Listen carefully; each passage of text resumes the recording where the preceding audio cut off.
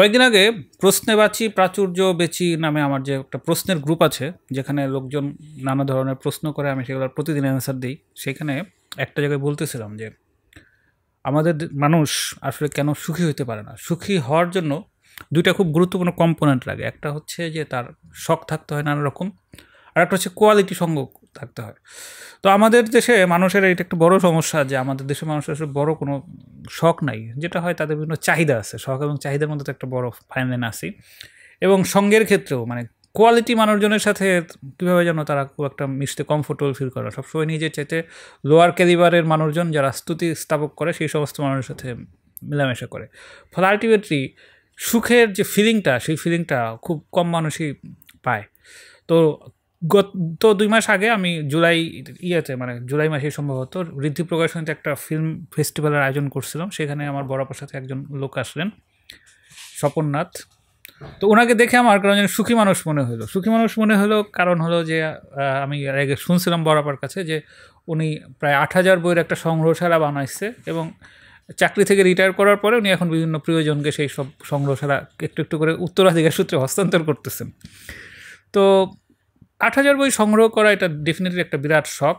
এবং এর বাইরে আরও জানতে পারলাম যে উনি বই লিখছেন, সম্ভবত 23টা বা 24টা বই লিখছেন। এর মধ্যে কিছু আছে মৌলিক, কিছু আছে সম্পাদনা। এবং উনি বাংলাদেশের বিভিন্ন বিখ্যাত মানুষকে নিয়ে কাজ করছেন, তাদের সাথে সময় কাটাইছেন। ফলে আমি শুরুতে যেটা বললাম যে মানে শখ থাকা এবং কোয়ালিটি সঙ্গ দুইটাই উনি পূরণ করে। তো এরকম একজন মানুষের সাথে আসলে বাবুলের সাথে না বসলে আমার মনে হয় যে বাবুলের শিওর এই যাত্রা এবং যে পারপাস থেকে করা সেটা কিছুটা ইনকমপ্লিট থাকতে পারে। তো সেই জায়গা থেকেই দাদার সাথে আজকে বসা। তো এইখানে আমি দাদার এই শখ এবং কোয়ালিটি সঙ্গের যে আলাপ, সেই আলাপের ফাঁকে ফাঁকে হয়তো ওনার অনেক কিছু এক্সপ্লোর করার চেষ্টা করব। দেখা যাক শেষ পর্যন্ত এই আলাপে আমরা আদৌ কোনো উপসংহারে পৌঁছানোর চেষ্টা করব, নাকি এইটা একটা ট্রেনের মতো চলতে থাকবে জার্নি। তো দাদা, আপনাকে শুরুতে যেটা বলবো যে আপনি একজন সুখী মানুষ, এইটা যে আমার যে প্যারামিটার, সেই প্যারামিটারের সাথে আপনাকে সুখী মানুষ বলা যায় নাকি? হ্যাঁ, অবশ্যই বলা যায়। মানে ছোটবেলা থেকে যে গড়নটা আমি তৈরি করেছি সেটা হচ্ছে যে আমার আহামরি কোনো কিছুতেই আমি ফিক্সড করিনি, যে ঠিক করিনি যে এটাই হতে হবে, এটাই করব, এটাই চলবো, ওইভাবেই চলবো। মানে জীবন যেরকম চলে সেই রকম থাকার কারণে বলা যায় যে আমার মধ্যে এরকম কোনো কষ্ট জায়গা নেয় না। আচ্ছা, আমি প্রথমে তাহলে আপনার সাথে শখ নিয়ে কথা বলবো না কোয়ালিটি সঙ্গ নিয়ে কথা বলবো? এটা আপনার ইচ্ছে। আচ্ছা, তাহলে আমি আপনার শখ নিয়েই বলি। আচ্ছা আচ্ছা। এই যে আপনি 8,000 বই সংগ্রহ করছেন, এইটার জন্য আপনার অনেক ধরনের এফোর্ট দিতে হয়েছে। প্রথমত এই এতগুলো বই খুঁজতে হয়েছে এবং এটা অনেক দিন ধরে করতে হয়েছে। তারপর অনেকগুলো বই আপনার পড়তে হয়েছে, এবং এটার যে পেছনে আপনার প্রচুর অর্থও খরচ হয়েছে। এই অর্থগুলো আপনি হয়তো জমাইলে কিছু জায়গা জমি কিনতে পারতেন, কিছু সঞ্চয়পত্র কিনতে পারতেন, সেটা তো করেন নাই। তো এই যে আমরা বই পড়াকে বা বইকে একটা খুব পরিশীলিত এবং কিছু ক্ষেত্রে খুব মহৎ একটা জিনিস হিসেবে দেখি, তো আপনার ক্ষেত্রে কি ছোটোবেলায় এরকম কোনো ব্যাপার কাজ করছিল? যেমন এখন অনেকেই দেখে যে বছরে 50টা বই 100টা বই পড়াটাকে একটা বিরাট প্রাইড হিসেবে দেখানোর চেষ্টা করে। সো আপনি যখন এটা স্টার্ট করছিলেন তখন আসলে যে ভাবনা নিয়ে কাজ করছিলেন, সর্বশেষ যখন 8,000 পূরণ হয়েছে, এই জার্নিতে নিশ্চয়ই ভাবনাটা একই রকম থাকে নাই। সো আমি আপনার এই ভাবনার এই ট্রান্সফরমেশনটা একটু শুনতে চাচ্ছিলাম। প্রথমেই একটু বলে রাখি বা ক্ষমা চেয়ে নিচ্ছি, ঠিক 8,000-এর বেশি কম হতে পারে। আমি একটা রাউন্ড ফিগার বললাম, মানে আপনার সাথে লাস্ট যেদিন কথা হলো। আর ওইরকম কোনো সিদ্ধান্ত নিয়ে আমি শুরু করিনি। মানে পড়া শুরু করার পরে মনে হলো যে বই পড়তে তো আনন্দ লাগে, মানে যে কাজটা করে মানুষ আনন্দ পায় সেরকমই দেখা। একসময় ধরুন আমি খুব চলচ্চিত্রের পাগল ছিলাম। এটা কিন্তু আমার পারিবারিক সংস্কৃতি থেকে গড়ে ওঠেনি, কিছুটা হয়েছে, কিছুটা আমার নিজের আড্ডার বন্ধুস্থানীয় ইত্যাদি। তো সেই কারণে বইয়ের প্রতি একটু টান তৈরি হওয়া, এবং পড়তে পড়তে দেখলাম আমার দ্বারা তো আর কোনো কিছু করা সম্ভব না। আমি একদমই আসলে বাজারের ক্ষেত্রে অযোগ্য একটা মানুষ। ফলে আমি চিন্তা করলাম কোনো নির্ঝঞ্ঝাট এবং কোনো নির্বিরোধ যদি কোনো কাজ থাকে সেটা হলো বই পাঠ করা আর বই সংগ্রহ করা। আর আরেকটা আমি ক্ষমতার একটা মূল্যায়ন করেছি, আমার যোগ্যতার মূল্যায়ন। যে সেদিনও এক জায়গায় বলেছিলাম, যে বললো যে আপনি তো সবাই বাড়ি করেছে, গাড়ি করেছে, বা সবাই এরকম একটা ঠিকানা করেছে আর কি, যে এটা আপনি করলেন না মনে হয়, বা করবেন কিনা, এরকম কোনো চিন্তা ভাবনা আছে কিনা। আমি বললাম গত 3 মাসে, এটা আমি বড়াই করে বলছি না, গত 3 মাসে আমার 43,000 টাকার একটা বিল আসছে। আমি কিন্তু 1 টাকাও এখনো দেইনি, কিন্তু আমার ঘরে কিন্তু বই পৌঁছে গেছে 43,000 টাকার। তো এই যে আমার দেনা হয়ে যায় কদিন পরে পরে, এগুলো করতে করতে আমি আসলে কোনো সঞ্চয়ের চিন্তা করতে পারিনি। শুধু বইয়ের জন্য অজুহাত না, মানে সংসারের তো অন্য বিষয়ও থাকে। আমার সংসার নিজের না থাকলেও আমার তো দায় দায়িত্বের একটা জায়গা, সংসার আছে। সেই ক্ষেত্রে আমি আনন্দ পেয়েছি বই পাঠ করতে বা বই সংগ্রহ করতে। এবং আরেকটি, এটা গৌরব করার বিষয় না, বাংলাদেশে কিন্তু অনেক তরুণও আছে, বাংলাদেশে অনেক পরিচিত মানুষজন আছেন যাদের বইয়ের সংখ্যা শুনলে আমাদের পিলে চমকে যায়, এত বইয়ের কালেকশন। যেমন আমি একজনকে চিনি, আমি বড় বড় মানুষদের কথা বাঁধই দিলাম, আক্তার হোসেন একজন খুব অপরিচিত একটা মানুষ, কিন্তু সাংবাদিক, প্রচুর বইয়ের কালেকশন। এরকম আমার এক দাদা আছেন, এক সময় প্রচুর বই সংগ্রহ করতেন, তো এখনও আছে তার সংগ্রহে প্রচুর বই। এগুলো মানে আমরা 7-8 হাজার 5 হাজার নিয়ে যে গৌরব করব, বড়াই করব, বা আলাদা একটা প্রকাশ করব, এটা কিন্তু তাদের সামনে খুব ছোট হয়ে যেতে হয়, যে আমার তো কোনো বই নাই তাহলে। এবং তাদের যে পড়াশোনার জগৎটা, এটা চিন্তা করলে মনে হয় যে আমরা কিছুই করতে পারিনি। ঠিক আছে, যদি আপনার এই কথাটাকেই রেফারেন্স ধরি, ধরা যাক একজন মানুষ 20,000 বই তার সংগ্রহে আসছে, বা 30,000, আমি একজনকে চিনিতাম তার বোধহয় 30,000 বই এরকম ছিল তার লাইব্রেরিতে। হ্যাঁ হ্যাঁ, আমার যেটা জানার, যে একজন মানুষ তো আসলে এক জীবনে এত বই পড়তে পারবে না, মাত্র 60-70 বছরের আয়ু, এর মধ্যে তো দেখা যাচ্ছে যে ইফেক্টিভলি ব্যবহার করা যায় সম্ভবত 70 বছর বাঁচলে ইফেক্টিভলি ব্যবহার করা যাবে 50 বছর। এর মধ্যে আবার এই প্রাত্যহিক কাজকর্ম থেকে সময় কেটে কেটে হয়তো সব কিছু মিলে সে হয়তো 10 থেকে 20 বছর সময় পাবে, মানে সব কিছু যে কাটাছাড় করে। তাহলে এই 30,000 থেকে সে সর্বোচ্চ হয়তো 5-6 হাজার বই পড়তে পারবে, বাকি 24,000ই তো সে কোনোদিন পড়তেই পারবে না।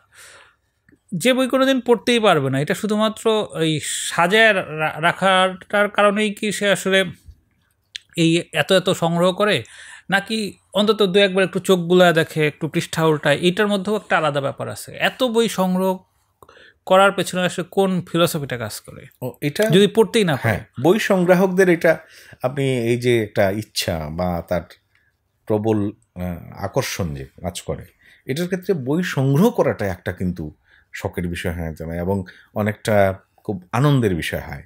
আর কোনো কোনো পাঠক আছে বই সংগ্রহ করে উল্টে পাল্টে দেখে, মানে বই পড়ছে না, কিন্তু ওই বইয়ের মধ্যে নির্দিষ্ট জায়গাটি, যে অংশটি তার কাজে লাগছে, ওই অংশটিকে সে তুলে নেয় ওখান থেকে, এবং সেটা সে কাজে লাগায়। যেমন লেখকরা কী করেন, ওই হয়তো তার যে অংশটি দরকার ওই অংশটি নিয়ে ওইটুকুতেই তিনি নিবিষ্ট থাকেন, বাকিটুকু আর তিনি আর কোনোটা বই আছে আবার সম্পূর্ণরূপে পাঠ করতে হয়, আর কোনোটি আছে নির্দিষ্ট অংশ, বা 1 পৃষ্ঠা নিল, একটা অংশ নিল, বা একটা অধ্যায় নিয়ে কাজে লাগিয়ে অথবা পাঠ করেই সে ওটার আস্বাদন গ্রহণ করে, এরকমও পাওয়া যায়। ওকে, এবার তাহলে একটু ইয়েতে আসি, সংগ্রহের জায়গাতে আসি, যে এই যে এক একটা বইয়ের পেছনে তো আসলে অনেক রকম গল্প থাকে। দেখা যাচ্ছে কেউ গিফট করে বা নিজে কাউকে গিফট করে দেয়, বইয়ের ভিতরে আবার অনেক সময় চিরকুট রাখা থাকে। তো এইটার হাসিকে আনন্দ মিলে, এবং প্রচুর বই আসলে চুরি যায়, যারা বই সংগ্রহ করে তাদের অন্তত কয়েকশো বই চুরি গেছে, আমার ধারণা আপনারও গেছে। তো আমি বরং ওই স্টোরিগুলো একটু শুনতে চাই, যে এই যে আপনার বই সংগ্রহের সাথে যে বিভিন্ন মানুষ সেই ইমোশন যে জড়িত ছিল, সেই ইমোশনগুলো একটু বোঝার চেষ্টা করি। তাহলে হয়তো এই প্রশ্নটা এই কারণে করা যে আমি বোঝার চেষ্টা করতেছি যে এই 8,000 বা 9,000 যেটাই হোক, বইগুলো হয়তো মালিকানা এককভাবে আপনার, কিন্তু এটার অংশীদারিত্ব আসলে অনেক ধরনের মানুষের ছিল। তো সেই অংশীদারিত্বের জায়গাগুলো একটু বোঝার চেষ্টা করি। সেটা হয়তো নানানভাবে সংগৃহীত হয়। কিছু বই তো উপহারও পেয়েছি, কেউ দিয়েছেন, লিখে দিয়েছেন, কেউ হয়তো কিনে দিয়েছেন, এরকম হয়। তো বেশিরভাগ হচ্ছে আমার নিজের টাকা পয়সা দিয়েই কিনেছি। আর অংশীজনের কথা বলছেন বই সংগ্রহের ক্ষেত্রে, এটা আমার ক্ষেত্রে অভিজ্ঞতাটা কম, আর কারণ বই সংগ্রহের ক্ষেত্রে কিন্তু উৎসাহ দেওয়ার মতো লোক সংখ্যা বিরল। আর ওকে, হ্যাঁ, আহমদ শরীফের একটা বই আমি পড়ছিলাম, সম্ভবত ভাব বুদবুদ ডায়েরি। ওইখানের কোনো একটা পৃষ্ঠায় উনি বলতেছিলেন যে ওনাকে ওনার পরিবারের লোকজন অলস, অকর্মণ্য, অপদার্থ টাইপ লোক মনে করে। তো এই যে আপনাদের মতো মানুষ যারা একটু ফ্রি ফ্লোয়িং থাকার চেষ্টা করেন, পড়াশোনার মধ্যে থাকেন, তো আপনার ক্ষেত্রেও কি আপনার লোকজন, চেনা লোকজন বা যাদের সাথে ঘনিষ্ঠ হয়েছেন, তাদেরও কি আপনার এরকম আহমদ শরীফের অভিজ্ঞতা দেয় নাকি? এক্ষেত্রে আপনার এক্সপিরিয়েন্স একটু আলাদা আছে? যারা বেশিরভাগ বোকা মনে করে, সত্যিকার অর্থেই আসলে বোকা, মানে বুদ্ধিশুদ্ধি আমাদের কম বা আমার কম মনে করি আর কি, যে কারণে বইয়ের প্রতি বা বইয়ের সঙ্গে বন্ধুত্ব হয়েছে। তো আমি একজনের এরকম গালি দিয়েছেন এরকম বা সমালোচনা করেছেন বই সম্পর্কিত বা জাগতিক কোনো বিষয়ে আমার কোনো আগ্রহ নেই দেখে এরকম সমালোচনা করেছেন, তাকে আমি উত্তর দিয়েছিলাম যে আসলে বই কেন সংগ্রহ করি বা বইয়ের সঙ্গে আমার আনন্দটা ভাগাভাগি হয় কী কারণে, সেটা হচ্ছে এই কারণে যে আমার প্রথমত হলো আমার কোনো যোগ্যতা নেই, দ্বিতীয়ত হলো আমি মনে করেছি যে মানুষের সঙ্গে কথা বলতে গেলে বিরোধটা তৈরি হতে পারে, দ্বন্দ্ব তৈরি হতে পারে, আর বইয়ের সঙ্গে যদি আমি সম্পর্ক রাখি, বই কখনো আমার প্রতি হিংসা প্রদর্শন করে না। ওকে।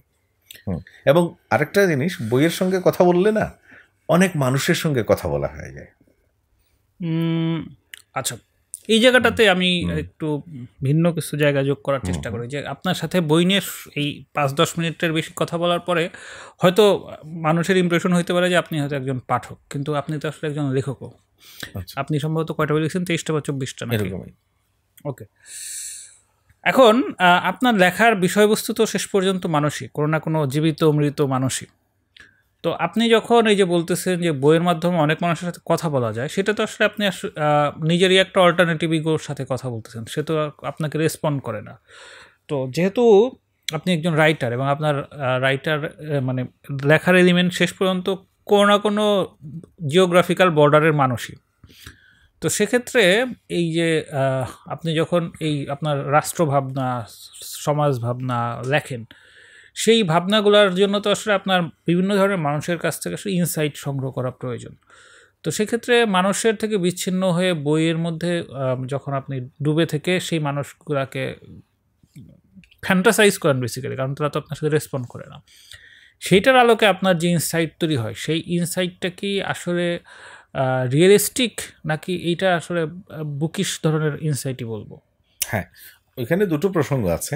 সেটা হচ্ছে আমি শুধুই কি মানে মানুষের সঙ্গে বিচ্ছিন্ন হয়ে বসে আছি তা কিন্তু না।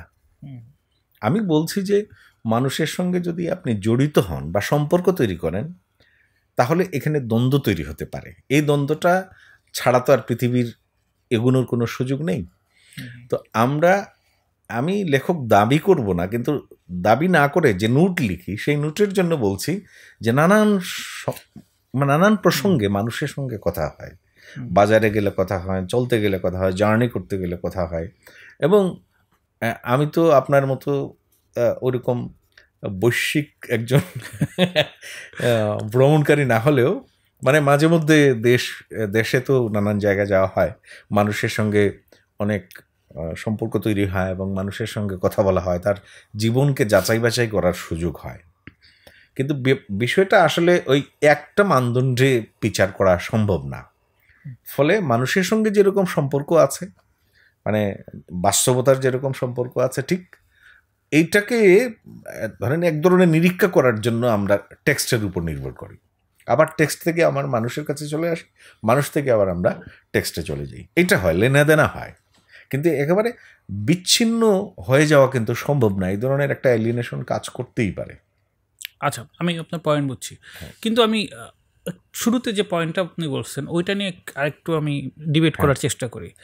লেখক দাবি করব না, আচ্ছা তাহলে আমাকে বলেন যে ডাক্তার হওয়ার জন্য বা ইঞ্জিনিয়ার হওয়ার জন্য কিছু সার্টিফিকেশন করার পরে হয়, তো আমরা সাধারণত লেখক বলতে বুঝি যে সে লেখে, প্রকাশিত হোক বা না হোক তার প্রচুর লেখে, অ্যাটলিস্ট মানে তার 1 লাখ বা 2 লাখ শব্দ লেখা আছে ফেসবুক স্ট্যাটাসের বাইরে। তো আমি যদি এটা যদি আমি আমার নিজের একটা প্যারামিটার বলি, তো সেই প্যারামিটারে তো আপনি মনে হয় 10-20 লাখ লেখা ফেলাইছেন, তাহলে আপনি কেন নিজেকে লেখক বলবেন, দাবি করবেন না? মানে লেখক দাবি করার ক্ষেত্রে কি বাংলা একাডেমি অ্যাওয়ার্ড বা এই জেমস কন সাহিত্য পুরস্কার এই ধরনের কোনো পুরস্কার পাওয়া বাধ্যতামূলক, নাকি হুমায়ুন আহমেদের মতো প্রচুর পপুলারিটি পাইতে হবে? আদারওয়াইজ একজন মানুষের 23টা বই বের হওয়ার পরও সে যদি বলে যে লেখক দাবি করব না, তো এইটা কি মানে এইটা কি আপনার বিনয়, নাকি খ্যাতি, জনপ্রিয়তা না পাওয়ার জন্য অভিমান, নাকি জাস্ট এটা হচ্ছে একটা কথার কথা? প্রশ্ন এই তো। হ্যাঁ, মানে এইটা কেন? এটা কেন, সেটাই খুব ভালো প্রশ্ন করেছেন আপনি। এবং এটার আপনাকে একটা এখানে উল্লেখ দিতে হয় আর কি, রেফারেন্স যেটাকে। একবার এরকমই একটা সাক্ষাৎকারে আমার যতদূর মনে পড়ে, দূরদর্শন কলকাতায়, রামকিঙ্কর বেইজ তো মানে আপনি চিনেন, জানেন, সবাই জানেন যে মহান একজন ভাস্কর, এবং দেশে বিদেশে তার এত বেশি মানে তার নাম ছড়িয়েছে, আমরা না জানলেও আসল মানুষরা জানেন। তো তাকে একটা সাক্ষাৎকারে এরকম বসানো হলো, কথা বলতে হবে, কিন্তু দেখা গেল ক্যামেরা ঘুরছে, কিন্তু 45 মিনিট তিনি কোনো কথা বলেননি। মানে দূরদর্শন কেন্দ্রে লাইভ চলছে। তা আমি এটা পড়েছিলাম আসলে, এবং রামকিঙ্কর বেইজের সেই কাজগুলো শান্তিনিকেতনে একবার দেখার সৌভাগ্য হয়েছিল।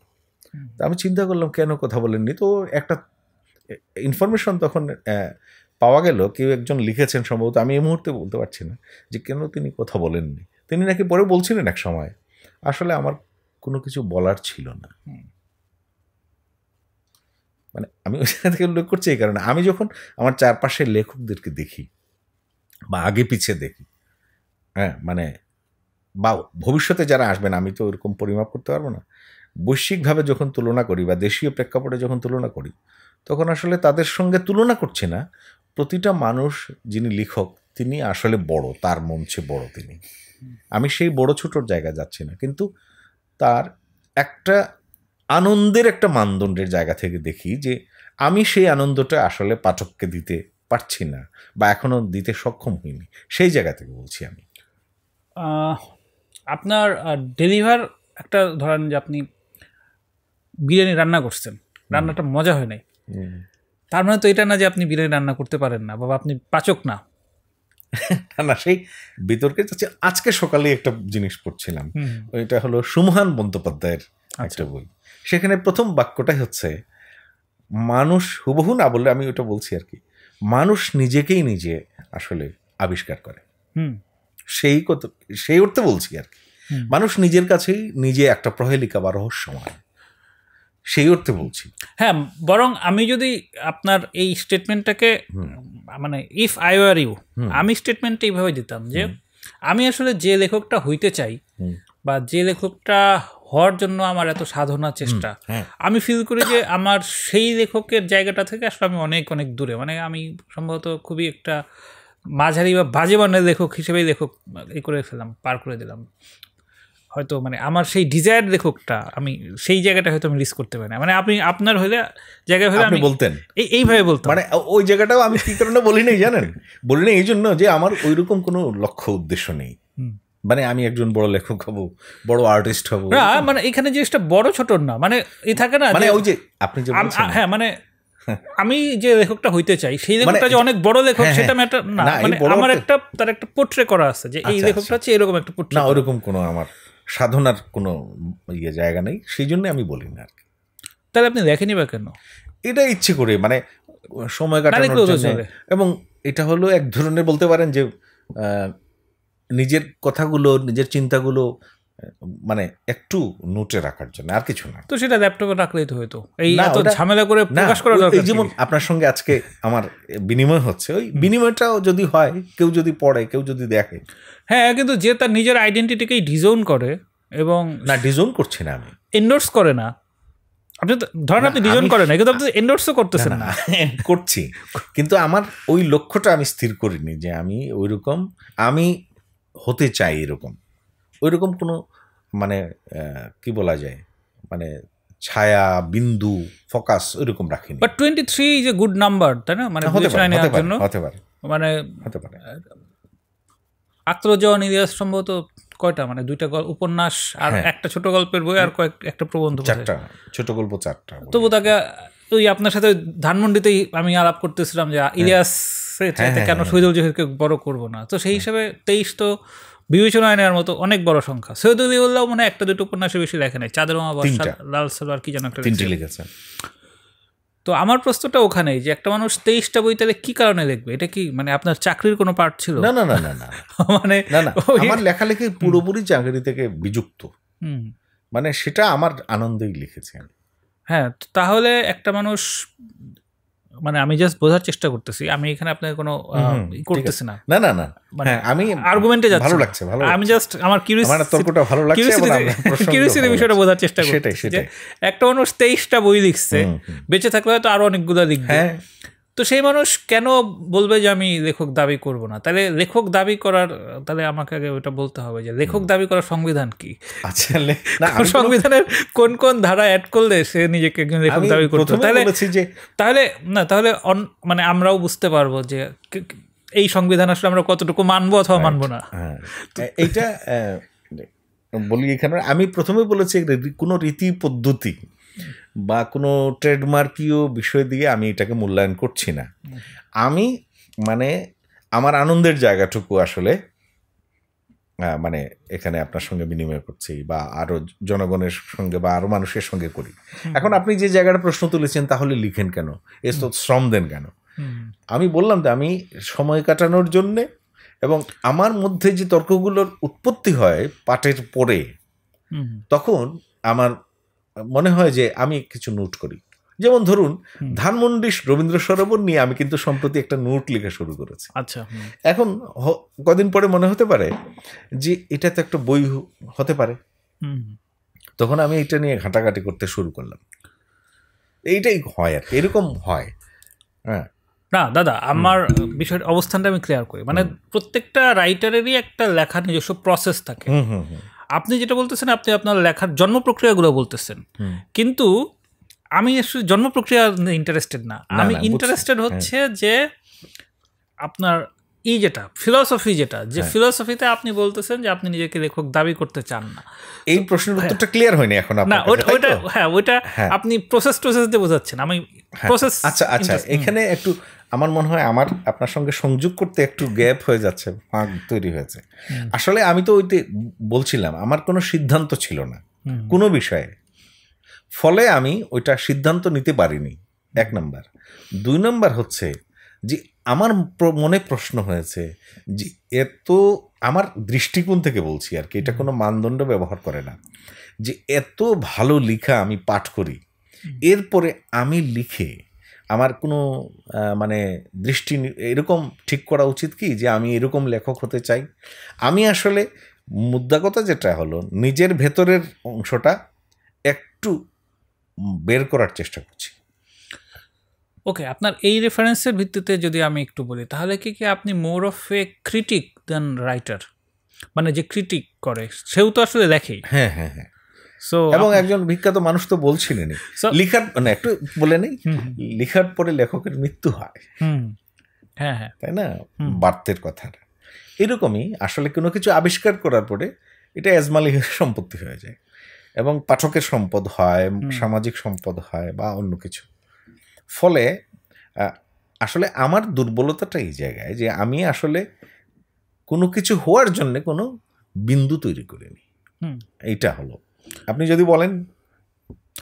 ওকে, পরিষ্কার এইখানে যেটা হয়েছে, এইখানে একটা কিন্তু সুস্পষ্ট আমি একটা কন্ট্রাডিক্টরি অবস্থা পাইতেছি। মানে আপনি যে প্রক্রিয়ায় চিন্তা করতেছেন এটা মোর অফ এ পোয়েট অথবা ফিকশন রাইটারের ব্যাপার, আবার যেভাবে আপনি ডেলিভার করেন সেটা হচ্ছে একটা ক্রিটিকের বৈশিষ্ট্য। তো একজন ফিকশন রাইটার বা কবি তো সে ক্রিটিক হইতে পারবে না, ক্রিটিক চাইলে মাঝে মাঝে কবি হইতে পারে। সো আপনার সেটাই হয়তো মাঝে মাঝে হওয়ার চেষ্টা হয়েছে। তো তাহলে আপনার এই যে এটা মানে আপনার এই যে জার্নিটা, এই জার্নিটাকে যদি আমি সত্য ধরে নিই, যে আমি ধরে নিচ্ছি যে আপনি এটা পডকাস্টে জাস্ট লোকজনকে কনভিন্স করার জন্য বলতেছেন, আপনি অনেস্ট কনফেস করতেছেন, আমি ওটা ধরে নিচ্ছি যে আপনার এটা অনেস্ট কনফেশন, তাহলে তো আপনার এই জীবনযাপন, আমি আপনার যে সুখী বলছিলাম, আপনি তো আসলে সুখী মানুষ না, আপনি তো প্রচণ্ড এই ফিলোসফিক্যাল ডিলেমার মধ্য দিয়ে আপনার যাইতে হয়। তাহলে না হতে পারে আপনার অবজারভেশন, কিন্তু আমি প্রচন্ড বলা যায় না, কিন্তু আমার এই চিন্তা ভাবনা নিয়ে মানে আপনি চিন্তা করতেছেন হচ্ছে ফিকশন বা রাইটার বা পোয়েট স্টাইলে, আবার আপনি ডেলিভার করতেছেন ক্রিটিক স্টাইলে। এটা তো মানে ই হলো না, মানে একটা পঞ্চগড়ের রুট হয়ে গেল, একটা খুলনার রুট হয়ে গেল। হতে পারে আমি বলছি হতে পারে, কিন্তু আমার মনে হচ্ছে যে এটাতে আমি আনন্দ পাচ্ছি আর কি। মানে আমার খুব ভালো লাগছে, এটা ভালো লাগার জিনিস কাজ করে না মানুষের মধ্যে, এরকম হতে পারে। ওকে, এবার তাহলে আপনার লেখালেখির জায়গায় আসি, যে আপনি তো মানে আপনার সাথে যখন আমার কথা হয়েছিল এরপরে তো আর বেশি দিন সময় পাই নাই, ফলে আপনার বইগুলো আমার পড়া হয় নাই, কিন্তু আপনার লিস্টগুলো আমি দেখলাম যে সেখানে আপনার গবেষণা গ্রন্থ আছে, সম্পাদনা গ্রন্থ আছে, কিছু বোধহয় মানে মৌলিক লেখালেখিও আছে। তো আপনার যদি করা হয় মানে লেখালেখির এই জায়গাটা থেকে যদি আমরা শুরু করি, যে আপনার কি এই যে গবেষণা টাইপ গ্রন্থ এটাতেই বেশি ইন্টারেস্ট, নাকি মৌলিক লেখালেখি যেটা এই ধরনের ব্যাপারে আপনি বেশি পান? মানে যদি করা হয় যে ধরা যাক যে আমি আপনাকে চিনি না, আপনাকে বলতেছি যে দাদা আমি শুনছি আপনি রাইটার, সো আপনার কি মানে আপনি কোন ধরনের রাইটার কমফোর্টেবল, বা আপনার কোন বইটা, ধরেন আমি তো অনেক বই পড়ি না, আমি আসলে আপনার মাত্র একটা বা দুইটা বই পড়বো, আপনি আমার সাজেস্ট করেন যে কোনটা আমার পড়া উচিত, সেটার প্রেক্ষিতে কি বলবেন? আচ্ছা, না এটা কোন বইটা পড়া উচিত এটা না হয় পড়েই বলি আপনাকে, ব্যক্তিগতভাবেই হয়তো জানাবো না, আপনি এতেই বলেন, পডকাস্টেই বলেন। আচ্ছা আচ্ছা, আর প্রথম প্রশ্নটাই জানি গিয়েছিল যে আমি আপনাকে চিনি না, কি ছিল? আমি জানতে চাচ্ছি যে দাদা আপনি যে লেখেন, আপনি আসলে মানে আপনার লেখার জনরাটা কি, বা আপনি কোন ধরনের লেখায় বেশি কমফোর্টেবল ফিল করেন? হ্যাঁ, সেইগুলোতে আপনি বলতে পারেন যে কোনো একটা প্রসঙ্গ নিয়ে যদি কোনো দার্শনিক বিতর্ক উত্থাপিত হয়, তাহলে সেই বইগুলো আমার কাছে খুব পড়তে আমি মানে খুব বোধ করি আর কি, ওই যে আনন্দ বোধ করি যেটা। আর না, কবিতাও পাঠ করা হয়, বা মাঝে মধ্যে সায়েন্স ফিকশনও হয়।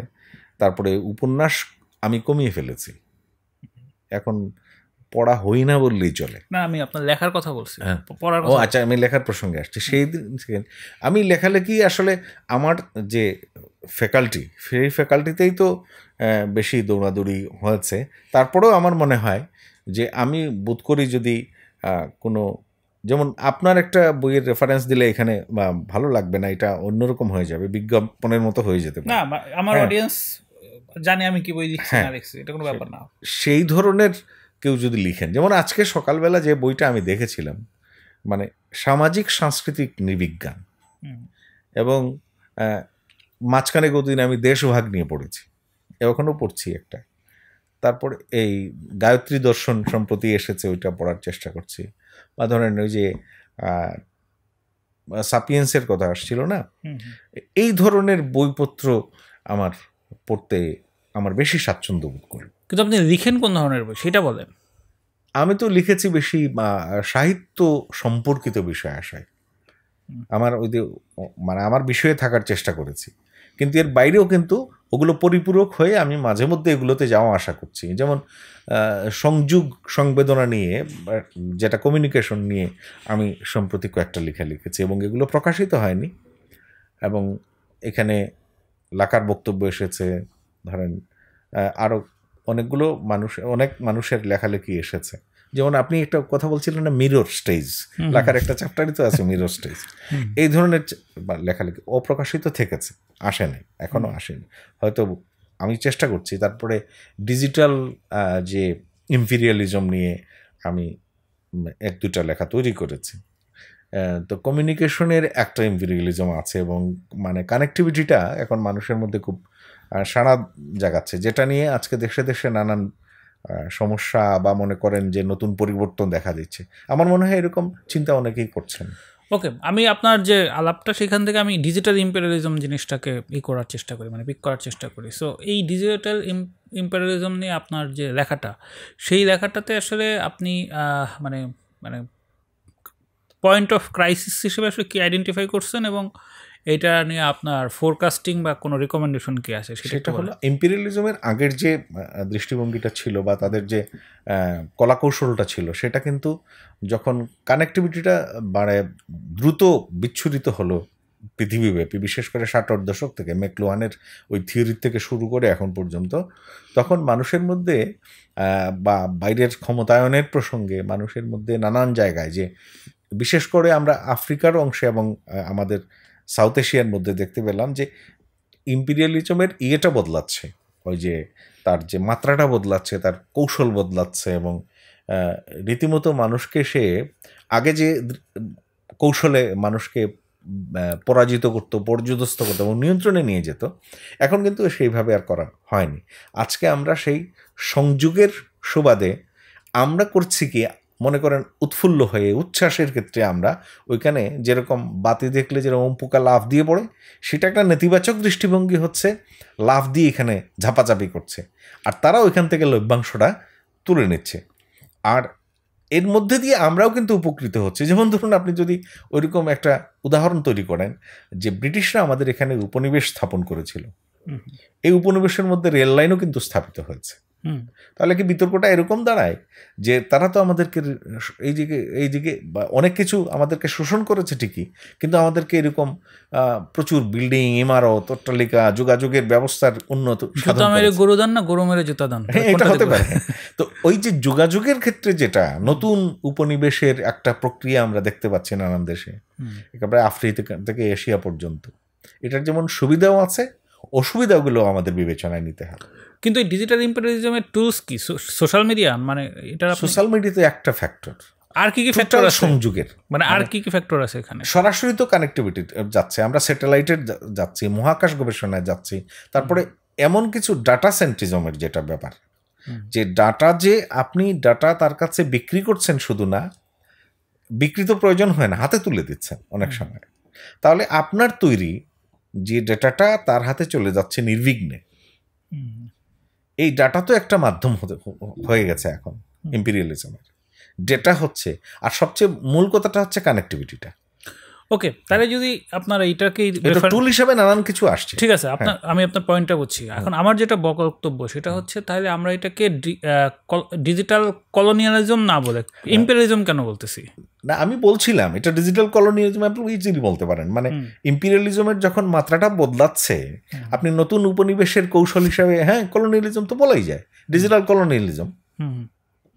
কারণ আমি যখন ইম্পেরিয়ালিজম বলতেছি, ইম্পেরিয়ালিজম বললে আমার যে ভাইবটা আসে, কলোনিয়ালিজম বেশি ভালো হয় নাকি? মানে আমি মনে করি যে, মানে আপনি যে মেসেজটা দিতে চাচ্ছেন সেখানে মানে কলোনিয়ালিজম, নতুন কলোনি স্থাপন হয়ে গেছে অলরেডি নানান জায়গায়, আলটিমেটলি আমরা তো কলোনি হিসেবেই আছি।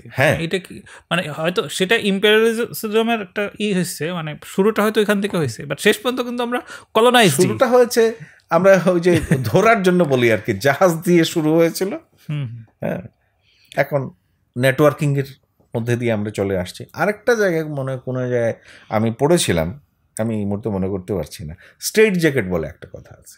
আচ্ছা, এটার মানে কি? এটা হচ্ছে স্ট্রেট জ্যাকেট ইকোনমি। আচ্ছা, এটা আপনি আমার শার্টের ভেতর, সহজ কথা বলা যায়, এটা হলো আমাদের দেশে একটা প্রবাদের মতো কথা ছিল, বাইরে ফিটফাট ভিতরে সদরঘাট। মানে আমার শার্টের ভেতরে যে ছেঁড়া গেঞ্জিটা আছে, এটা কিন্তু দেখা যায় না, হ্যাঁ, এটা আমি ঢেকে রাখি, অনেক সময় ঢেকে রাখি না, আমি অনেক মানুষকেও দেখেছি, এবং আমার জীবনেও হয়তো এরকম আছে যে এটা ছেঁড়া গেঞ্জি আছে, কিন্তু এটাকে লুকিয়ে রেখেছি, একটা শার্ট, সুন্দর শার্ট পরে। তা আমার স্ট্রেট জ্যাকেট ইকোনমিটা এরকম। এই ইকোনমিটা কিন্তু এটার ফল, যে আমি সুন্দর একটা পোশাক বা আচ্ছাদন আমার গায়ে আছে, কিন্তু আমার ভেতরের যে এই ছেঁড়াফোঁড়া মানে বিষয়টি, এটা আমি আসলে প্রকাশ করতে পারছি না, দেখতে পারছি না, এবং এটা কিভাবে তৈরি হচ্ছে, আমার মন মগজ সবকিছু ওই আইডিয়ার মধ্যে চলে যাচ্ছে। সেই জন্য ওই কলোনির ভেতর দিয়ে আমরা সেই ধরনের একটা পদ্ধতির ভেতর চলে গেছি আর কি, যেটা আপনি বলছিলেন ডিজিটাল কলোনিয়ালিজম। রাইট, খুব সুন্দর হয় এটা। ওকে, আপনার পড়াশোনার যে সময় যায়, সেইটা লেখালেখি ইটসেলফ তো অনেক টাইম কনজিউমিং ব্যাপার, এবং ফিজিক্যাল ফিটনেসের একটা ব্যাপার থাকে, ফলে আপনি আসলে লেখেন কখন? আমি যখন সময় পাই তখন যদি সুযোগ পাই আর কি। এটা আমি সাধারণত চেষ্টা করি রাতের বেলা আর ছুটির দিনে। আচ্ছা, সো তাহলে কি আপনি আসলে যতটুকু লেখেন তার চেয়ে আসলে আপনার পড়ার পেছনে আসলে অনেক সময় যায়? অনেক সময় যায়। কিন্তু আপনি তো খুব মানে সোশ্যালি এঙ্গেজড, মানে আপনি বিভিন্ন মানুষের সাথে আড্ডা মারে হ্যাঁ ঘুরেন, সেটাও করি। তো এটার ফাঁকে পড়েন কখন থেকে? ওই তো ফাঁকে ফাঁকে আর কি, যেমন আমি কোনো জায়গায় ভ্রমণে যাই আপনার মতোই ভ্রমণ করি, সেটা প্রকাশ্য হয় না আপনার মতো। আপনি যেরকম ধরেন বলেন কোথাও গেলে, আমি কিন্তু বলি না। হ্যাঁ, আমি যেহেতু পিপল লাভিং পারসন, আমার নানা ধরনের মানুষজনের সাথে সম্পর্ক করতে হয়, সম্পর্ক আছে, ফলে যেটা হয় যে আমার এই সোশ্যাল মিডিয়াতে এই জিনিসগুলা না আপনার ভালো দিক বলছি আমি, এটা উত্তরের জন্য বলছি যে আপনি গেলে প্রকাশ করেন যে এই মুহূর্তে আমি চাঁপাই আছি, রাজশাহী আছি বা চট্টগ্রামে আছি, তাই না? আমি এরকম বলি না আর কি। আমার নির্দিষ্ট সময় বন্ধুদের সঙ্গে দেখা করে বা কারোর সঙ্গে দেখা করে বাকি সময়টুকু আমি নিজের সঙ্গে থাকি। ওই সময়টুকু বাড়িতে গেলেও যা, ওইখানেও থাক, বাসায় থাকলেও একই ধরনের মেনটেন করি। ওকে, শুরুতে যে বইয়ের প্রসঙ্গ বলতেছিলাম, শুনলাম যে আপনি আপনার বই বিভিন্ন মানুষজনকে দিয়ে দিতেছেন। এটা শুনলে আবার অনেক মানুষ দাবি করতে পারে। ঠিক আছে, মানে সেটা তো আপনার কিভাবে তাদেরকে হ্যান্ডেল করবেন সেটা আপনার ব্যাপার, বাট আপনি কয়েকজনকে দিয়ে দিতেছেন শুনলাম। এত আয়োজন করে, এত কষ্ট করে, বিভিন্ন জায়গা থেকে সেভিংস করে যে সংগ্রহ সারা তৈরি করছেন, সেটা মানুষকে যে দিয়ে দিচ্ছেন, এটার পেছনে আসলে কারণটা কি? এটার মূল কারণ তো একটা আছে যে বিজয় সরকারের একটা গান আছে না, ওই যে কি জানি, পৃথিবী একদিন ছেড়ে যেতে হবে। বিজয় সরকারও মাঝখানে পড়ছিলাম। তো আমার মনে হচ্ছে যে আমি দেই আর না দেই, এখন কোনো এক সময় তো আমাকে ফেলে রেখে চলে যেতে হবে। অর্থাৎ এখন যদি আমি কাউকে এটা দেই বা যোগাযোগ করি বা কোনো পোটেনশিয়াল মানুষকে এটা দিয়ে বলি যে তুমি তোমার কাজে লাগাতে পারো, আমার সামান্য সঞ্চয় আছে, আমার তো কিছু নাই, এগুলো দিয়ে যেতে হবে, পৃথিবীরই এগুলো সম্পদ তো মানুষের। আপনি যারা বলছিলেন প্রথমে আর কি, এটা যৌথ মালিকানা, যেটা অংশীজন তো আছেই, কেউ না কেউ আছে। তো আমার মনে করলাম এরকম পাঠক বা এরকম লেখালেখির জগতের সঙ্গে সম্পর্কিত আছেন দু একজনকে যদি আমি দেই, কাজে লাগবে। বেশিরভাগ মানুষ কাজে লাগাতে পারে না। ওকে, এবার হচ্ছে সেই গুরুত্বপূর্ণ প্রসঙ্গটা, যে প্রসঙ্গটা আসলে আমি শুরুতে করতে চাইছিলাম, মাঝে আসলাম, সেটা হলো যে আপনি বাংলাদেশের বিভিন্ন মানুষকে নিয়ে কাজ করছেন। আমি সেই লিস্টটা একটু শুনতে যাচ্ছি, আসলে আপনি কাদের নিয়ে কাজ করছেন বা সামনে কাদের কি করার ইচ্ছা আছে? সামনে তো কাজ করার ইচ্ছে আছে, মানে আমি যে আমাদের বলা যায় যে দর্শন চিন্তার একজন গুরুস্থানীয় মানুষ, আমাদের শিক্ষক সর্দার ফজল করিম, তারপরে আরেকজন মানে ব্যক্তি দ্বিজেন শর্মা, আজকে তার প্রয়াণ দিবস 15 সেপ্টেম্বর, দ্বিজেন শর্মা, এবং আমাদের সহকর্মী এক সময়ের এখনো সক্রিয় আছেন প্রফেসর আব্দুল খালিক। এই তিনজনকে আমার দেখা, এবং আর অপ্রকাশিত থেকে গেছে দু একটি কাজ, মানে এই তিনজনের প্রকাশিত হয়েছে। এই তিনজনের কিছু কিছু বিষয় আমি আলোকপাত করার চেষ্টা করেছি। আর অপ্রকাশিত কে কে আছে? অপ্রকাশিত আমার শিক্ষক পর্যায়ের দু একজন আছেন, স্তরের আছেন, আমি এখন আর বলছি না, মানে কাজ করার শেষ হলে আর প্রকাশ করার চেষ্টা। ওকে, সামনে কাউকে নিয়ে কাজ করার পরিকল্পনা আছে কিনা? না, ওই সর্দার স্যারকে নিয়েই মানে আরো একটু কাজ করার, এবং দ্বিজেন শর্মাকে নিয়ে আরো একটু কাজ করার, মানে বাকিটুকু যেটা অবজারভেশনটা আমার বাকি আছে সেটুকু। সর্দার ফজলুল করিমকে নিয়ে আপনার কাজ করার কারণটা আমি কিছুটা গেস করতে পারি, কিন্তু দ্বিজেন শর্মা এই ইয়েতে, মানে এই কেন নিলেন, এই ইয়েতে কিভাবে ঢুকে পড়লো? ঢুকে পড়লো সেটা হলো, আমি মানে রবীন্দ্রনাথ পাঠ করতে করতে এটা প্রকৃতির একটু মানে ভালোবাসা নেই এখান থেকে, মানে পাঠের টেক্সট থেকে, কিন্তু নিজে তো ওই প্রকৃতির মধ্যেই মানুষ হয়েছে। আরেকটা কারণ হচ্ছে দ্বিজেন শর্মা এলাকাটা হচ্ছে আমি একই এলাকার মানুষ, এটা একটা ইয়ে থাকে, ভালোবাসা তো এমনিতেই তৈরি হয়। আমি যখন প্রকৃতির সংশ্লিষ্ট এবং পরিবেশ প্রকৃতি যে বিপর্যস্ত হলে যে আমাদের জীবনটা অতিষ্ঠ হয়ে ওঠে, সেই দৃষ্টিকোণ থেকে যখন আমার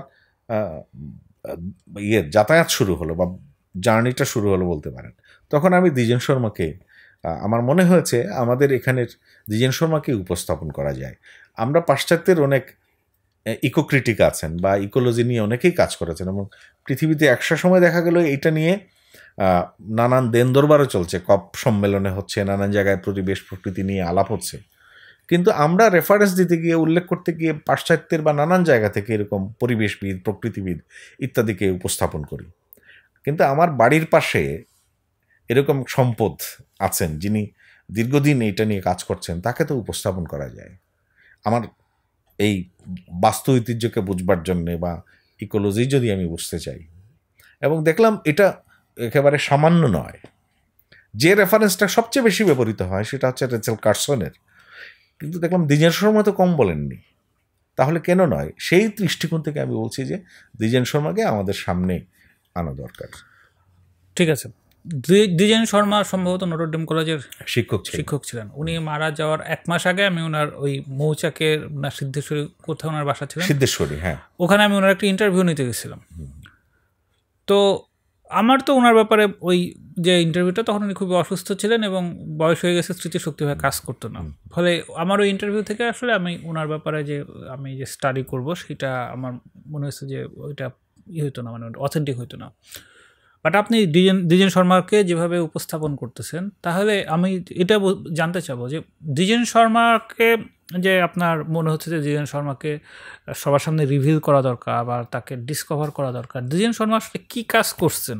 মানে আপনি বলতেছেন যে নেচার দ্বিজেন শর্মার অনেক কাজ আছে, বাট সেই কাজটা আসলে কী সেইটা একটু আমাকে বলেন, যে যেটার কারণে আপনার মনে হচ্ছে যে আমাদের দ্বিজেন শর্মাকে আরও সেলিব্রেট করা যেতে পারে। প্রথমত হচ্ছে তার লেখালেখির একটা কাজ আছে।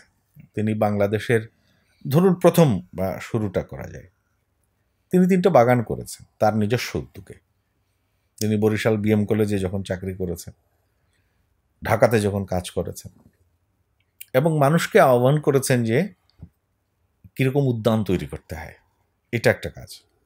এবং সেই তার যৌবনের বয়সে 60-এর দশকে তিনি সাইকেল একটা সংগ্রহ করেছিলেন, সম্ভবত তার শাশুড়ি কিনে দিয়েছিলেন। তিনি, তার উদ্দেশ্য ছিল ঢাকার যে নগরীর মধ্যে, মহানগরীর মধ্যে, তখন তো নগর বলা হতো, যে নানান প্রজাতির বৃক্ষগুলো আছে সেগুলোকে শনাক্ত করেন এবং মানুষের সামনে উপস্থাপন করা। এবং তিনি প্রথম রমনা সহ বলদা গার্ডেন নানান জায়গার সেই প্রজাতিগুলোকে শনাক্ত করে আলাদা করে তার পরিচিতি উপস্থাপন। এবং আরেকটা জিনিস দেখবেন, তিনি এরপরে এটা নিয়ে ক্যাটালগিং করেছেন এবং তার বইও বেরিয়েছে, নিসর্গ নির্মাণ নান্দনিক ভাবনা, শ্যামলী নিসর্গ। এবং যেমন ধরেন নানান জায়গায় তার জীবদ্দশায় তিনি দেখতে পেয়েছিলেন কিভাবে বৃক্ষ নিধন হচ্ছে এবং আগের যে বাগানগুলো আছে সেটা নষ্ট হয়ে যাচ্ছে। এবং আরেকটা আপনাকে উল্লেখ করে নিয়ে তার লেখালেখি প্রচুর, যেমন আমাদের টাঙ্গাইল মধুপুরের যে বাগান কিভাবে নষ্ট হলো ইন্ডাস্ট্রিয়ালাইজেশন কারণে। আমাদের এখানে ঠিক তার জন্ম যেখানে মাধবকুণ্ড, সেদিন একজন বলছে যে মাধবকুণ্ড তো গিয়ে কিছু দেখতে পেলাম না। বললাম আপনি পাওয়ার তো কথা না, সেখানে কি পেয়েছেন সেটাও উনি বলতে পারলো না। আমি বলি আপনাকে একটু লিঙ্ক তৈরি করে দেই, সেখানে সেগুন বাগান দেখেছেন? বললো যে হ্যাঁ। ইটের ইমারত দেখেছেন? বললো যে হ্যাঁ। আপনি গাড়ি পার্কিংয়ের জায়গা দেখেছেন? বললো যে হ্যাঁ। তো এখানে দ্বিজেন শর্মার একটা বিচরণ ক্ষেত্র ছিল। তিনি ছোটোবেলায় ওইখানে ঘুরে বেড়াতেন এবং বাগানে নানান প্রাণীকুল, উদ্ভিদকুলের, প্রজাতিকুলের তিনি নমুনা দেখতেন এবং তার ওই প্রকৃতির এখানের যিনি সংরক্ষক ছিলেন তার সঙ্গে তিনি ঘুরেছেন। এবং রেইন ফরেস্ট যাকে বলা হয়, ট্রপিক্যাল ফরেস্ট, যেমন চট্টগ্রামে, আমাদের সিলেট অঞ্চলে এবং মধুপুরে যেটা ছিল বাটা এই অংশে, ভাওয়ালের অংশে, তার সামনে দেখেছেন বিপর্যয়। তার ওইখানে ইঙ্গিত হচ্ছে যে আমাদের যে বনায়ন, যেটা সামাজিক বনায়ন যেটা করা হচ্ছে এখন, তাহলে আমরা ট্রপিক্যাল ফরেস্ট যেটাকে বলি, ক্রান্তীয় বনাঞ্চল বা রেইন ফরেস্ট যেটাকে বলা হয়, সেটাকে ধ্বংস করে কোনোদিন সামাজিক বনায়ন হতে পারে না। তার অ্যাড্রেসটা হলো এই জায়গায়। ফলে বাস্তু ঐতিহ্যের যে বৈচিত্র্য যেটা, এটা এমনিতেই প্রকৃতির মধ্যে লালিত হয় এবং বিকশিত হয়। ফলে এটাকে ধ্বংস করে আমরা সামাজিক বনায়ন করতে পারি না। এই সামাজিক বনায়নের পক্ষে তিনি ছিলেন না। তিনি সেই জায়গায় যুক্তি দিয়েছিলেন যে আমি এত বিশাল সাম্রাজ্যের মধ্যে আমি সামাজিক বনায়নে করে কি আমি প্রকৃতি রক্ষা করতে পারবো? এখানে রেন ফরেস্টে আমাদের যেটা দেখা, ওনার যেটা দেখা, সেটা হচ্ছে প্রাকৃতিক বন যে ছিল এটাকে শেষ করে দিয়ে, উচ্ছেদ করে দিয়ে, সেখানে শুধুই ওই যে মনোটোনাস যেটাকে বলেন আর কি, একপক্ষীয় মানে আমদানি করা যে গাছের চারা রোপণ করা হয়েছে এবং বনাঞ্চল তৈরি করা হয়েছে, এটা কোনো সময় আমাদের পক্ষে সহায়ক নয়। এবং সেটার কারণে হয়েছে কি, এখানে প্রাণী বৈচিত্র্যের যে জায়গা ছিল আগে, যে পাখিরা বসতো, সেটা আর কিন্তু এখন আর আসে না। এটা নিয়েও কথা বলছিলেন তিনি। আমাদের দেশে ব্যাপক হারে কিন্তু মেহগনি ইউক্যালিপটাস লাগানো হচ্ছে, এবং ক্ষেতের জমির আল ধরে দেখবেন, আপনি ঘুরেছেন নিশ্চয়ই, যে ইউক্যালিপটাস এবং মেহগনি লাগানো হয়েছে। এবং সেটা হলো বিদেশ থেকে যখন ফ্রি দেওয়া হয়েছে প্রথমে, এখন আমরা কিনে সেগুলো লাগাচ্ছি। এখানের মধ্যে প্রাণীকুলের কোনো বসার কোনো জায়গা, তাদের অবস্থান করার কোনো কিন্তু সুযোগ নেই। আমরা আজকে সকালে না একটা ইউটিউবে দেখলাম যে বটবৃক্ষের সঙ্গে পাকুড় গাছ থাকে, এবং আমাদের এখানে যে বৃক্ষটা দেখা যায় সেখানে এই যে বীজ যেটা, এটা পাখিরাও খায়, মানুষও খায়। ফলে এখানে জীববৈচিত্র্যের একটা যে কি বলা যায়, একটা এটাকে সুন্দর একটা শব্দ চয়নে বলা যায়, জীববৈচিত্র্যের যে একটা ব্যালেন্সের একটা জায়গা থাকে, সেটা কিন্তু আস্তে আস্তে ধীরে ধীরে ক্ষয়িষ্ণু হতে থাকে। যেমন তিনি চিপকো আন্দোলনের উদাহরণ দিয়েছিলেন। এখানে আপনি যদি দেখেন বন্দনা শিবা কি যে আন্দোলনটা করে যাচ্ছেন, আমাদের এখানে অনেকেই করছেন। তো দেখা যাচ্ছে যে আমরা ওই মানে আমাদের আনন্দের জন্য, সুখের জন্য হয়তো অনেক কিছু আমদানি করেছি, অনেক কিছু, কিন্তু আমাদের দেশের যে ইন্ডিজেনাস যেটাকে বলা হয়, ইন্ডিজেনাস উদ্ভিদও আছে, ইন্ডিজেনাস মানে প্রাণীকুলের যে এবং কীটের যে জায়গাটি আছে, সেই কীটপতঙ্গ যদি ধ্বংস হয়ে যায়, তাহলে তো আমাদের যে ভারসাম্য যেটা ইকোলজির, সেটা আর থাকে না। তিনি ওই জায়গাগুলোতে অ্যাড্রেস করার চেষ্টা করেছেন। আরেকটা করেছেন, সেটা কি, যেমন আপনি যদি সাধারণভাবে খুব প্রথাগত যদি আপনি উদ্ভিদবিজ্ঞান পড়েন, তাহলে কিন্তু আপনি আনন্দ পাবেন না, মানে পাঠকের কাছে এগুলো গ্রহণযোগ্য হবে না। বোটানিক্যাল নাম, প্রজাতির নাম, এগুলো বিবরণ দিলে হবে কি খটকা লাগতে পারে এবং কঠিন কঠিন মনে হবে। তিনি সেগুলোকে সেই প্রাচীন সাহিত্য থেকে শুরু করে একেবারে শামসুর রহমান পর্যন্ত, ফররুক আহমেদ, জীবনানন্দ দাশকে ব্যবহার করে সেই আমাদের উদ্ভিদ জগৎকে উপস্থাপন করেছেন। সেটা কীরকম? সাহিত্যের পংক্তিতে ওই উদ্ভিদটা কোথায় কিভাবে উচ্চারিত হয়েছে সেটাকে তিনি জুড়ে দিয়ে এই বিবরণটা উপস্থাপন করেছেন। ফলে এবং আপনার পাঠকের কাছে এটা খুব সুন্দর, সহজভাবে এটা বোধগম্যতার সঙ্গে তিনি গ্রহণ করতে পারেন আর কি। আচ্ছা, দ্বিজেন শর্মার বিষয়ে কথা বলতে গিয়ে আমার আর একটা কথা মনে পড়লো যে উনি সম্ভবত বাচ্চাদের বৃক্ষ পরিচিতি বা এই টাইপ কিছু একটা কাজ করতেছেন। এই সামাজিক কাজ তিনি জীবিত থাকা অবস্থায় প্রায়ই করতেন, এবং একটা নির্দিষ্ট দিন ঠিক করে আমাদের কিশোর কিশোরীদের নিয়ে রমনা, সোহরাওয়ার্দী নানান উদ্যানে ঘুরতেন, এবং বৃক্ষ পরিচিতিকরণ কর্মসূচি যেটা তিনি করে যেতেন, প্রায়ই করতেন। এবং এটা করা হতো এই জন্য যে আমরা যারা প্রকৃতি থেকে বিচ্ছিন্ন হয়েছি, তাদের সন্তানরা কিন্তু এখন আর বৃক্ষ কেউ চিনে না। বৃক্ষ চিনে আমাদের আজকে সোশ্যাল মিডিয়ার মাধ্যমে, মোবাইলের মাধ্যমে। কিন্তু বাস্তবর্তে ঢাকা শহরের যদি আমরা নানান বৃক্ষকে মানুষকে তার পরিচয় প্রদান করতে পারি, বা আমাদের বোটানিক্যাল গার্ডেন আছে, তাহলে অনেক কিছুই সম্ভব। মানে ওখানেই জানাশোনার অনেক বাকি থেকে গেছে আমাদের। অতএব তিনি যে কাজটি করতেন, কিশোর কিশোরীদের, তরুণ তরুণীদেরকে নিয়ে যে আমাদের আশেপাশে প্রতিবেশী যে গাছগুলো আছে সেগুলোকে তিনি চিনিয়ে দিতেন এবং তার বিবরণ উপস্থাপন করতেন, কোনটা ফলজ, কোনটা বনজ, এবং কোনটা আমাদের ঔষধি গাছ হিসেবে আমাদের কাছে উপস্থাপিত, এবং সেগুলোর উপকারটা কি, অপকারটা কি ইত্যাদি তিনি বুঝিয়ে দিতেন। সত্যজিৎ রায়ের একটা ইন্টারভিউ করতেছিলাম, সেখানে ওনাকে বলা হয়েছিল যে ওনার ফিল্মে কেন পলিটিক্যাল সেন্সিটিভিটি অতটা থাকে না। তো উনি বলতেছিলেন যে আমাকে একটা ফিল্মের নাম বলেন যে ফিল্ম দিয়ে আসলে সমাজ পাল্টায় ফেলা হয়েছে। সো ফিল্মে তো আসলে ঠিক পলিটিক্স প্রচারের জায়গা আমি মনে করি না। তো একই কথা যদি আমি ফিল্মের জায়গায়, লেখালেখির জায়গায় বলি, আপনি কি মনে করেন যে লেখালেখি দিয়ে সমাজ পরিবর্তন সম্ভব বা হয়েছে কখনো? এই ব্যাপারে আপনার স্ট্যান্ডটা কি? ওটা সরাসরি তিনি যেটা বলছেন, এটা তো আমরা সরাসরি এখন বলতে পারি না, কিন্তু আমাদের সামনে উদাহরণ দেওয়া হয় যে রুশো বলতে আর ফ্রেঞ্চ রিভলিউশনে সহায়ক হয়েছিলেন, তাদের লেখালেখি অনুপ্রেরণা জুগিয়েছে। একই সঙ্গে অতল একটা কাজ তো হয়ে যায় যে আমরা যে তৈরি হয়েছি, আমরা তো ওই অন্যদের লেখালেখির থেকেই তৈরি হয়েছি, বা অন্যের কাছে গল্প শুনে আমরা এগুলো জেনেছি যে কে কি বলে গেছেন, কে কি লিখে গেছেন। অতএব যে আমরা যে যদি সমাজ পাল্টানোর কথা বলি বা বিপ্লবের কথা বলি, সেটা লেখালেখি এক ধরনের মানুষকে সচেতন করার জন্য, উদ্বুদ্ধ করার জন্য, প্রেরণা তৈরির জন্য, প্রেরণা জাগাতে এগুলো একটু নীরবে নিভৃতে কাজ করে যায়, অতএব সম্ভব। এবং কোন জায়গায়, ওই যে পলিটিক্সের কথা বললেন, যদি আপনি পথের পাঁচালিয়ে ধরেন বা আকালের সন্ধানে মিনিট, ওই যে আমাদের আরেকটা চলচ্চিত্রের কথা, সেটা অন্যের, বা আমাদের বাড়ির কাছে তিতাস একটি নদীর নাম নিয়ে যে চলচ্চিত্র নির্মিত হয়েছে, সাহিত্য এবং চলচ্চিত্র দুটোকেই যদি ধরেন, না ঋত্বিক ঘটক তো কমপ্লিটলি একজন পলিটিক্যাল পার্সন ছিল, হ্যাঁ তার কথা তো না না, সেটা উপস্থাপনের ক্ষেত্রে বলছি। সত্যজিৎ বাবুর কথাই যদি, ওখানে কি পলিটিক্স নাই? ওখানে তো পলিটিক্স আছেই, রাজনীতির বাইরে তো আর কিছু যাচ্ছে না। অর্থাৎ ওনার চলচ্চিত্র নির্মাণ বা অন্যের সাহিত্য নির্মাণ দুটোর মধ্যেই আমাদের সমাজ জীবনের কথা আছে। অতএব একটা দিয়ে বলা যাবে না যে আসলে পাল্টানো সম্ভব। তবে মানুষের বিবেক জাগাতে এগুলো কালে কালে যুগে যুগে প্রেরণা জুগিয়েছে। কিন্তু সেই মানুষগুলো আসলে কারা, মানে আর এই বইগুলোই বা কোনগুলো? লাইক পাল্প ফিকশন কি আমি সমাজ পরিবর্তনের জায়গাটাই ধরবো?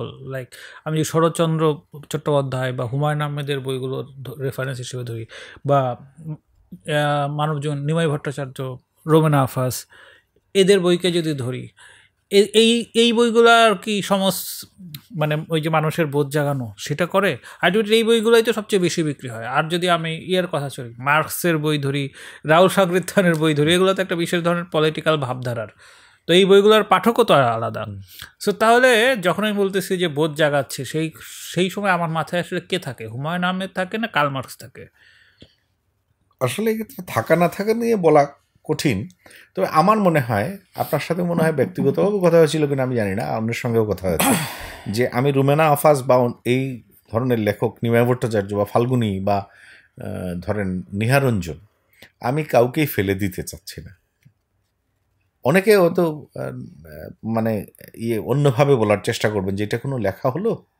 আমি ব্যক্তিগতভাবে বলি যে এটাও লেখা এবং বোধ জাগাতে সক্ষম। আমার স্বল্প উপলব্ধির জায়গায় যদি রুমেনা আফাজ আমাকে একটু নাড়া দেয়, যেমন আমি আমার একটা অভিজ্ঞতার কথা বলি। আমি সপ্তম শ্রেণীতে পড়ার সময় কি একটা জানি বই, কার লেখা আমি বলতে পারছি না এখন, অপূর্ব প্রেম টেম নামে কোনো একটা বই ছিল কিনা, হ্যাঁ, এই বই পড়ে আমি খুব আবেগে আপ্লুত হয়েছিলাম। তার মানে কি, আমার বোধকে তো নাড়া দিয়েছিল, কোনো না কোনো মানুষকে তো নাড়া দেয়। আপনি সিরিয়াস যে বইগুলোর কথা বললেন, আমার যে সামর্থ্য সেই অনুযায়ী আমি কার্ল মার্কসকে বোঝা হয়তো সম্ভব নয়, কিন্তু আমি তো রুমেনা আফাজকে বুঝি বা শরৎচন্দ্রকে বুঝি। অতএব সেটা তো আমাকে নাড়া দিতেই পারে, আন্দোলিত করতেই পারে। আজকে যে আমরা হাঁটুরি কবিতা, ভাজ কবিতা বলে এড়িয়ে গিয়েছিলাম অনেক দিন, কিন্তু মানুষ এখন খুঁজে, এগুলো নিয়ে গবেষণা হয় পুঁথি সাহিত্য নিয়ে। আমি যদি ধরি এই যে আমাদের প্রাণের মানুষ শাহ আব্দুল করিমের এই যে দিবস গেল 2-1 দিন আগে, আমরা তো কোনোদিন এরকম শাহ আব্দুল করিম উঠে আসবেন বা উকিল মুন্সি বা রশিদউদ্দিন উঠে আসবেন আমরা কল্পনায় ছিল না। কিন্তু এখন সর্বত্রই দেখবেন আমাদের তরুণ প্রজন্মের মধ্যেও তারা যেমন র্যাপ গান শুনছে, পরিবেশন করছে, ঠিক তদ্রুপ কিন্তু শাহ আব্দুল করিমের গানটিও শুনছে। ফলে কোক স্টুডিওতে আমি হাসিম বাউলের যে লেখা, যে প্রভাব সৃষ্টিকারী বা চেতনা সঞ্চারী একটা জায়গা চলে গেছে। আমরা তো একসময় অবহেলা করেছি লোকসাহিত্য, লোক কবিদের লেখা বলে, কিন্তু আবার সেগুলোকেই কিন্তু আবার ফেরত নিয়ে আসছে, ফিরিয়ে নিয়ে আসছে। যেমন ময়মনসিংহ গীতিকার, যে আপনি যদি প্রেক্ষিতটা বলেন, একসময় তো আমাদের গ্রাম্যদের কবিদের লেখা বলে অবহেলা করেছে, কিন্তু যখন আমাদের সুধীজনের কাছে অন্যভাবে উপস্থাপিত হলো বা তারা বুঝলেন যে এটার মধ্যে আমাদের একটা সংযোগ রয়েছে, তো এটাও তো সেই আমলের মানুষকে জাগিয়েছিল।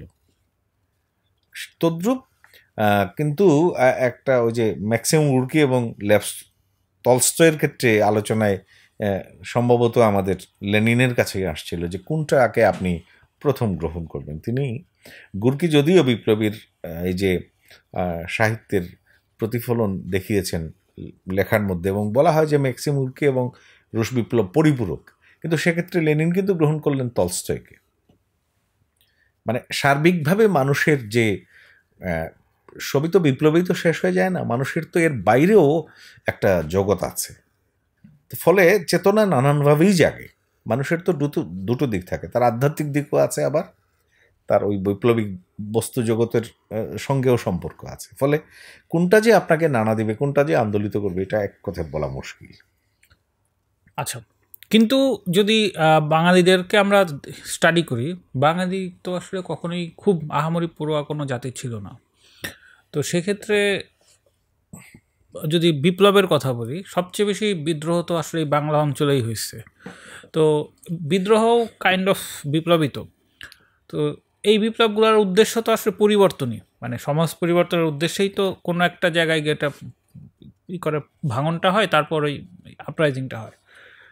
সেক্ষেত্রে এই যে তাদের এই যে বিদ্রোহগুলো অংশগ্রহণ করা বা এগুলোতে থেকে যে তারা প্রোটেস্ট করে, এইখানে তো কোনো মানে রাইটার বা কোনো ইন্টেলেকচুয়াল এর চাইতে কোনো না কোনো পলিটিক্যাল লিডার বা তাদের দীর্ঘদিন ধরে শোষণ বঞ্চনা, ওইটা চমৎকার একটা প্রসঙ্গ উঠিয়েছেন। এটা হয়তো আপনি আলোচনায় না আনলে বলতেন না, এটা আমি খুব মানে শেয়ার করতে আনন্দও পাচ্ছি। সেটা হলো, যখন কৃষক বিদ্রোহ হয়েছে তখন তো মানুষ লেখাপড়াই জানতেন না, তাই না? অতএব এই বই দিয়ে, লেখালেখি দিয়ে বিপ্লব হয়ে যাবে এটা আশা করা মুশকিল। কারণ বই পড়ে কারা এটাও দেখতে হবে, বই লিখছেন কারা তাও দেখতে হবে। যেমন মানিক বন্দ্যোপাধ্যায়ের লেখা বা সমরেশ বসুর, অনেকেই বলেন আর কি, আমার মন্তব্য নয়, যে এখানে সমাজতান্ত্রিক বাস্তবতাকে তুলে আনা হয়েছে। তো সমাজতান্ত্রিক বাস্তবতাকে আমার কৃষক শ্রমিক বোঝে? বা এত মানুষের প্রতিফলন হচ্ছে, মানে তাদের শোষণ বঞ্চনার, তো মানুষ রিয়েক্ট করছে না কেন সেভাবে? সেই তো প্রশ্ন। আসলে মানিক পড়ে কি বিপ্লব করা যায়? যায় না তো। মানিক যেটাকে রূপায়ণ করেছেন, বা অদ্বৈত মল্লবর্মণ বলি বা আরও যারা আছেন, সতীনাথের কথা যদি বলি, রূপায়ণ করেছেন, হয়তো আজকের রূপায়ণ দেখে আমি আগামী দিনের জন্য প্রস্তুতি গ্রহণ করব, সেটা হতে পারে। কিন্তু সাধারণ মানুষ যে বিপ্লব করে, যেমন কৃষক বিদ্রোহের কথা, নাচলের যে কৃষক বিদ্রোহের কথাই যদি ধরেন, আপনি যে ঘুরে আসলেন, সেটা কি ইলামিত্রের মতো পড়াশোনা করে করেছে? না। সাধারণ মানুষ সমাজের মধ্যেই বসবাস করে, এবং সমাজের যে অর্থনীতি, সামাজিক যে ব্যয়করণ, যেটা সামাজিক যে শোষণ বঞ্চনা, তার নিজের অভিজ্ঞতা উপলব্ধির জায়গা থেকে সে আসলে বিদ্রোহ করে। সে আসলে সমাজ থেকে, প্রকৃতি থেকে শিক্ষা গ্রহণ করে। আমরাও বিপ্লব করতে পারবো যদি আমরা ওই প্রকৃতি থেকে, সমাজ থেকে শিক্ষা গ্রহণ করি। টেক্সট দিয়ে খুব একটা সহায়ক হবে বলে আমি মনে করি না। আমরা যারা বিপ্লব করতে পারি না, বা আমরা যারা পরিবর্তন আনতে পারি না, আসলে আমরা সমাজটাকে বুঝি না বলেই করতে পারি না। আমি সমাজের অঙ্ক যদি বুঝি, তাহলে ওই সমাজকে পাল্টানো আমার পক্ষে সহজ। ওকে, সমাজের অঙ্কের কথা যেহেতু বললেন, আমি আপনার কাছে শুনতেছিলাম যে আপনি একটা লিটল ম্যাগ নিয়ে কাজ করেন। তো বাংলাদেশে তো এই শাহবাগ রাজিজ সুপার মার্কেট, যেটা সেখানে একসময় প্রচুর লিটল ম্যাগ ছিল, এবং বইমেলা তো একটা লিটল ম্যাগ চত্বর আছে। তো আপনার এই দীর্ঘ পদচারণা থেকে যদি বলি যে আসলে এই লিটল ম্যাগগুলোর ইম্প্যাক্টটা কি? এইটা কি মানে ওই কিছু মুষ্টিমেয় মানুষের পকেটের টাকা খরচ করে এক ধরনের সন্তুষ্টি অর্জন, নাকি এইটা থেকে আলটিমেটলি কোনো কোয়ালিটেটিভ রিফরমেশন হয়েছে কোথাও? হ্যাঁ, খুবই ইতিবাচক আমিও হয়েছে মনে করি, যে আমাদের দেশে লিটল ম্যাগ আন্দোলন খুব বেশি সক্রিয় না হলেও কিন্তু দেশে দেশে হয়েছে, এবং তার একটা প্রভাবও আছে। এবং খুব বড় মাপের যারা লেখক, আমরা প্রথাগত অর্থে বলছি বড় মাপের, সে ধরনের, অর্থাৎ আমাদের দৃষ্টিগ্রাহ্য এবং উপলব্ধিতে আসে এরকম লেখক তৈরি হয়েছেন, অনেকেই তৈরি হয়েছেন লিটল ম্যাগ চর্চার মধ্য দিয়ে। এবং এটারকে সহায়তা করার মতো, এটাকে প্রেরণা দেওয়ার মতো আমাদের সমাজের লোকজনের সংখ্যা খুব কম। এই ক্ষেত্রে একটা খুব বড় ধরনের আপনি বিষয় আলোচনায় নিতে পারেন, সেটা হচ্ছে, বা আমাদের চিন্তার মধ্যে নিতে পারেন, যে অনেক তরুণী যারা নানান সময়ে সাহিত্য নিয়ে, সমাজ নিয়ে, আমাদের বিবর্তন নিয়ে, আমাদের সামাজিক পরিবর্তন নিয়ে এবং পরম্পরা নিয়ে চিন্তা করেছেন, আলোচনা করেছেন, তারাই মূলত লিটল ম্যাগ চর্চা করে থাকেন এবং করেছেনও, এখন করেছেন। যেমন দেবেশ রায়ের কথা যদি বলেন, দেবেশ রায় কিন্তু লিটল ম্যাগ থেকেই উঠে আসে, মানে তিনি লিটল ম্যাগের মধ্যেই লেখালেখি করেছেন, পরে হয়তো বড় জায়গায় তাকে উপস্থাপন করা হয়েছে। তো আমরা এরকম বহু মানুষ বাংলাদেশেও আছেন, যারা লিটল ম্যাগে লিখতে লিখতে, চর্চা করতে করতে বা সম্পাদনা করতে করতে আজকে অনেক পত্রপত্রিকায় দেখতে পারেন, বড় পত্রিকা দেখতে পারেন, বা যারা সাহিত্য পত্রিকা নানান জায়গায় আছেন, যারা সম্পাদনার দায়িত্ব পালন করছে, তারা কিন্তু লিটল ম্যাগ সম্পাদনা করে উঠে আসে। অর্থাৎ তার একটা বড় ভূমিকা আছে আমাদের সমাজে। এবং এটাকে সবচেয়ে নেতিবাচক দিকটা হচ্ছে, এটাকে কেউ আমলে নিয়ে তাদেরকে যে সহায়তা করা, উৎসাহ দেওয়া, ওই লোকজনের সংখ্যা কমে যাচ্ছে এখন। তারা নিজের খুব কষ্ট করে হয়তো বাড়ির থেকে টাকা এনে, পিতার কাছ থেকে, মায়ের কাছ থেকে এনে, অথবা নিজের কোনো সম্পদ বিক্রি করে এনে লিটল ম্যাগ চর্চা করেছে। আসলে নিজের জন্য কিছু করেনি, মানে সমাজের জন্য, সাহিত্যের জন্যই করেছে বা করছে এখন। ওকে, আপনি নিজে যেহেতু মানে লিটল ম্যাগ অ্যাক্টিভিটির একজন সক্রিয় অ্যাক্টিভিস্ট, আমি যদি আপনাকে জানতে চাই যে এই লিটল ম্যাগ অ্যাক্টিভিটি চালায় আসলে আপনাদের অ্যাচিভেবলটা কি? হ্যাঁ, এটা যদি মনে করেন যে আমি আমার নিজের লেখাটা অনেক জায়গায় প্রকাশ করতে পারি না, এটা আমি যদি নিজের কথা যদি বলি, কিন্তু আমার পত্রিকার যে সংখ্যাগুলো বেরিয়েছে এখন পর্যন্ত আমি ওইখানে আমার লেখা দিইনি, আমি অনেকের লেখা দিই। আমার চিন্তাটা হলো যে, আমার ব্যক্তিগত চিন্তার কথা বলছি, যে আমি যে শুরুতে যে ইস্যু বিষয় নিয়ে কাজ করেছি, দেখলাম যে দেশের নানা প্রান্তীয় পর্যায়ে যারা লেখালেখির চেষ্টা করছেন, তাদের লেখা অনেক জায়গায় ছাপানো হয় না, মুদ্রণেও দেখা যায় না। এটা একটা, তাদেরকে তুলে আনা। কেউ কোনোদিন লিখেনি, সেও একটা, তার লেখা পর্যন্ত আমি মানে প্রকাশ করেছি। আরেকটা হলো যে অনেক বিষয়ে আমরা জানিই না, বাদ পড়ে গেছে, সে বিষয়কে কি অন্য কারো মাধ্যমে উপস্থাপন করা যায় কিনা। যেমন একজন লোক সাহিত্যিক উমেদ আলী, ওনাকে আমি জানতাম না, আমি ব্যক্তিগতভাবে চিনতাম না।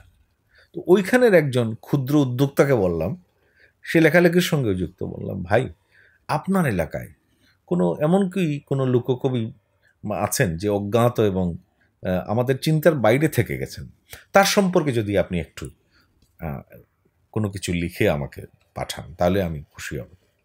ওই রকম কিছু জিনিস দেখি তুলে আনা সম্ভব। অন্য পত্রিকা কিন্তু প্রতিষ্ঠিত বিষয় ছাড়া বা কোনো প্রতিষ্ঠিত কেউ ছাড়া তার লেখা ছাপানো হয় না, বা ও বিষয়ে কোনো পাত্তাও দেওয়া হয় না। সেই জন্য এই লিটল ম্যাগগুলো শুধু আমার না, অন্যান্য ক্ষেত্রেও কিন্তু আমরা ওই বিষয়গুলো দেখেছি। এবং আমরা যখন ভাঁজপত্র বের করতাম, আমরা তখন দেখেছি যে কি আনন্দ হয় যখন একটা মুদ্রিত হয় একটা লেখা, সেই সময় মানুষের আনন্দ অন্যরকম থাকে। অর্থাৎ এই লিটল ম্যাগের একটা যেমন সামাজিক ভূমিকা আছে, এবং মানুষ তৈরিতে, লেখক তৈরিতে একটা উৎসাহের একটা জায়গা আছে, একটা মঞ্চ মনে করি আমি এটা। আচ্ছা, লেখক তৈরির জায়গাটা যদি বলেন, যে আপনি হয়তো তার লেখা ছাপাইয়া দিচ্ছেন, কিন্তু যেহেতু এই লিটল ম্যাগে ওরকম পাঠক নাই, মানে মানুষ কেনে না, তাহলে এই লেখক তৈরি হওয়াটাই বা আসলে কী তৈরি হলো?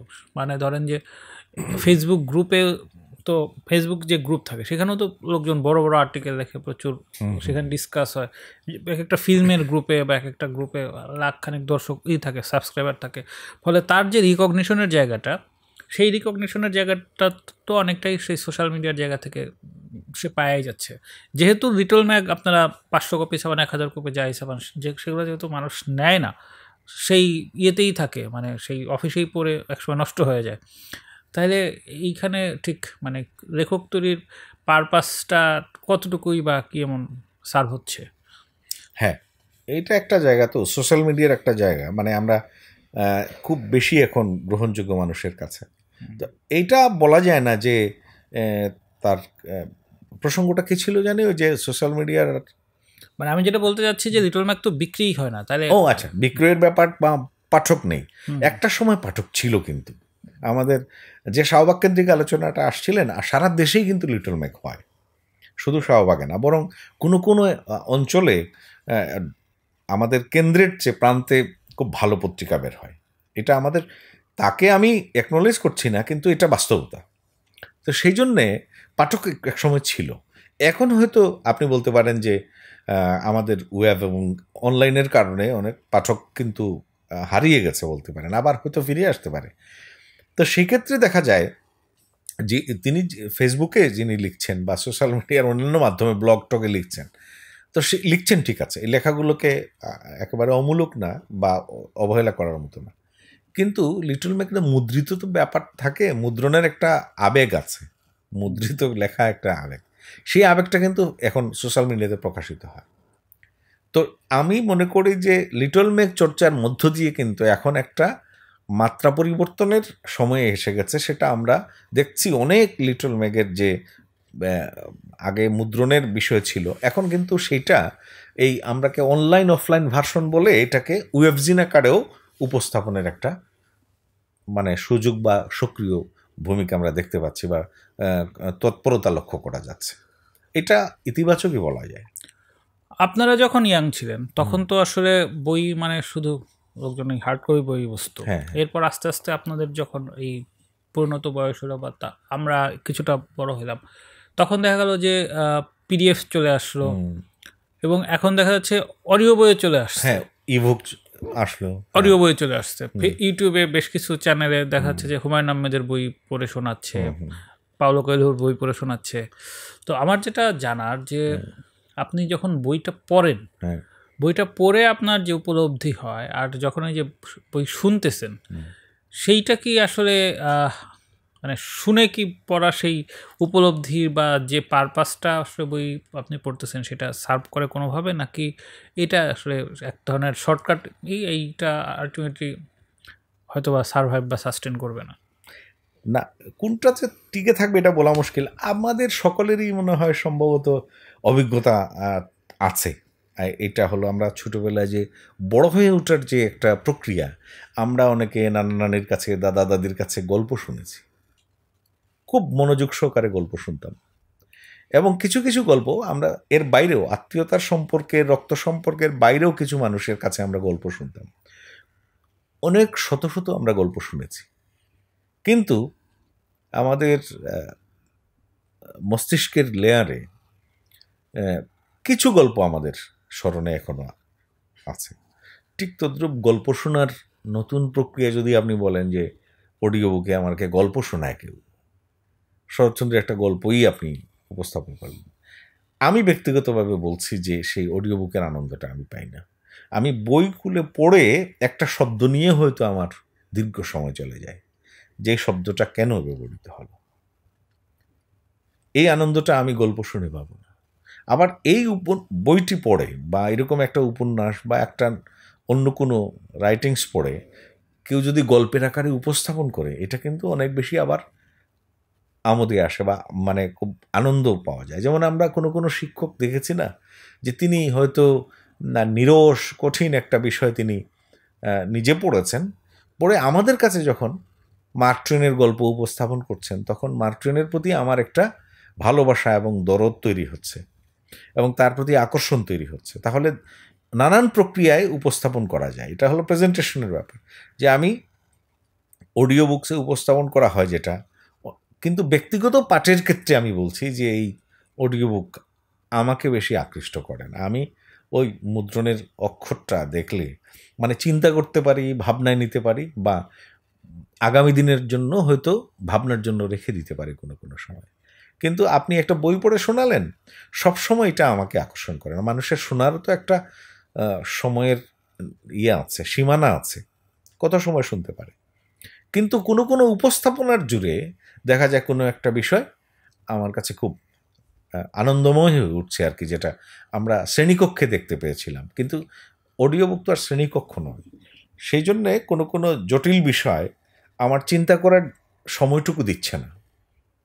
আচ্ছা, আপনি তো একজন ট্রাভেলারও, আপনি আলাপের শুরুতে বলতেছিলেন যে আপনি ট্রাভেল করেন, তো আপনার ট্রাভেল তো মোস্টলি ইয়েতে বাংলাদেশেই হয়, তাই তো? আমি একবার বিদেশে যাওয়ার সুযোগ হয়েছে। আমি আপনার কাছে যেটা জানতে চাই সেটা হলো যে নর্মালি আমাদের যারা কর্মজীবী মানুষজন তারা কক্সবাজারে যায়, কুয়াকাটায় যায় বা শ্রীমঙ্গলে যায়, গিয়ে কিছু সুন্দর টাইম কাটায়, কিছু ছবি টবি তুলে খাওয়া দাওয়া করে চলে আসে। সো আপনার ট্রাভেলগুলো আসলে আমাদের কর্মজীবী কর্মব্যস্ত মানুষের ট্রাভেলের চাইতে কতটুকু আলাদা, সেটা একটু আমাকে একটু বলেন। এটা তো দৃষ্টিভঙ্গির একটা ব্যাপার। যেমন ধরুন আমি দু একবার বিদেশে গিয়ে এই অভিজ্ঞতাটা যদি এখানে বলি তাহলে ভালো হবে। আমাদের দেশের বেশিরভাগ মানুষ, আমি দোষারোপ করছি না, হয়তো এক এক মানুষের এক এক চয়েস থাকতে পারে, পছন্দ। বেশিরভাগ মানুষ দেশে এবং বিদেশে ভ্রমণ করার জন্য শপিং করে, ভ্রমণ করে না। এবং খুব সুন্দর সুন্দর মলে যায়, ওখানের অভিজ্ঞতা, তারপরে খাবারের আইটেমের প্রতি তার একটা আকর্ষণ আছে। কিন্তু ওই দেশের খাবার যে গ্রহণ করছে তাও কিন্তু না, সেটা দেখে ছবি তুলে আর উপস্থাপন করে এইমাত্র যা। কিন্তু দেশে হোক বিদেশে হোক, এটা আমার আত্মগর্ব হবে কিনা আমি জানি না, এটা মানে এক ধরনের নিজের এই বলাটাও এক ধরনের খারাপ লাগা আছে আর কি, যে আমি এইরকম।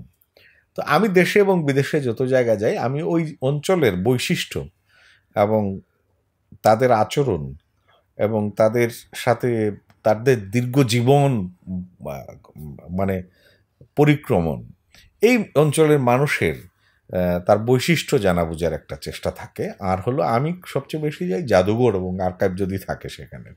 যেমন আমি আমার অভিজ্ঞতাতে একজন দিনাজপুর শিলালিপি যে মিউজিয়াম, ওই যে প্রস্তর কি বলা জানে, পাথর মিউজিয়ামের যেটা ইয়ে আর কি, দিনাজপুর শিলালিপির মিউজিয়াম না, শিলালিপি বলা যায় না, এটাকে পাথর মিউজিয়াম বলা যায়।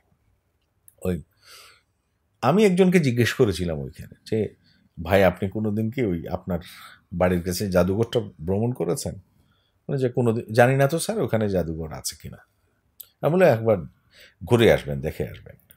তো আমরা আমাদের অঞ্চলের যে মানে বৈশিষ্ট্যগুলো জানবার জন্যে সেখানকার মানুষের যে বেচা কেনার যে বাজার আছে বা ওইখানের ঐতিহ্যিক জায়গা আছে, আবার কোনো কোনো বিষয়ের মিথ পর্যন্ত প্রচলিত আছে একটা অঞ্চলকে নিয়ে, স্থানকে নিয়ে, গাছকে নিয়ে, পুকুরকে নিয়ে, নদীকে নিয়ে, এগুলো যদি আমি দেখি, তারপরে আমাদের জাদুঘরগুলো ছোট কি তেমন কিছু নাই হয়তো বা, কিন্তু এগুলো যদি দেখি, আমি বরেন্দ্র মিউজিয়াম, মহস্থানগড় মিউজিয়াম বা ময়নামতি মিউজিয়াম, সেগুলো যদি দেখি, আমার মনে হয় সেখানে 1000 বছরের ইতিহাসের ইঙ্গিত উপাদান রয়েছে, অর্থাৎ জানার অনেক কিছু আছে। সেই জন্য আমাদের মানে ভ্রমণের যে মানসিকতা, এইটা আমার মনে হয় মানুষের যদি একটু পরিবর্তন আসে, তাহলে তাদের যে সরাসরি পাঠ করে টেক্সট পড়ে মোবাইলে দেখে যেটুকু জানা, সরাসরি ওখানে গিয়ে দেখে আসলে তার হয়তো আরো না। বেসিক্যালি এগুলো তো প্লেজার ট্রিপ গিয়ে যায়, ছবি তুলে আনন্দ হয়, মানে আমার এটাতে কোনো না আপত্তি নেই, ঠিকই আছে, এটাই হওয়ার কথা।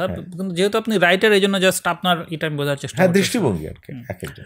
সো আপনি আমাকে ব্রেকে বলতেছিলেন যে আপনি এই ট্রাভেল করতে গিয়ে বহু রেয়ার ধরনের পেশার সম্বন্ধে জানছেন, তো সেই পেশাগুলো একটু বলেন, যেগুলো আসলে না সেগুলো রেয়ার না, ঠিক মানে আমাদের ছিল, হারিয়ে যাচ্ছে। যেমন বায়োস্কোপ, এখন আর দেখি না। কি চমৎকার গান ছিল না, ওই যে কি জানি গানটা সঞ্জীব দা গেয়েছিলেন, বায়োস্কোপের নেশা আমার কাটে না, তোমার বাড়ির রঙের মেলায়, যে বায়োস্কোপ আর দেখা যায় না এখন।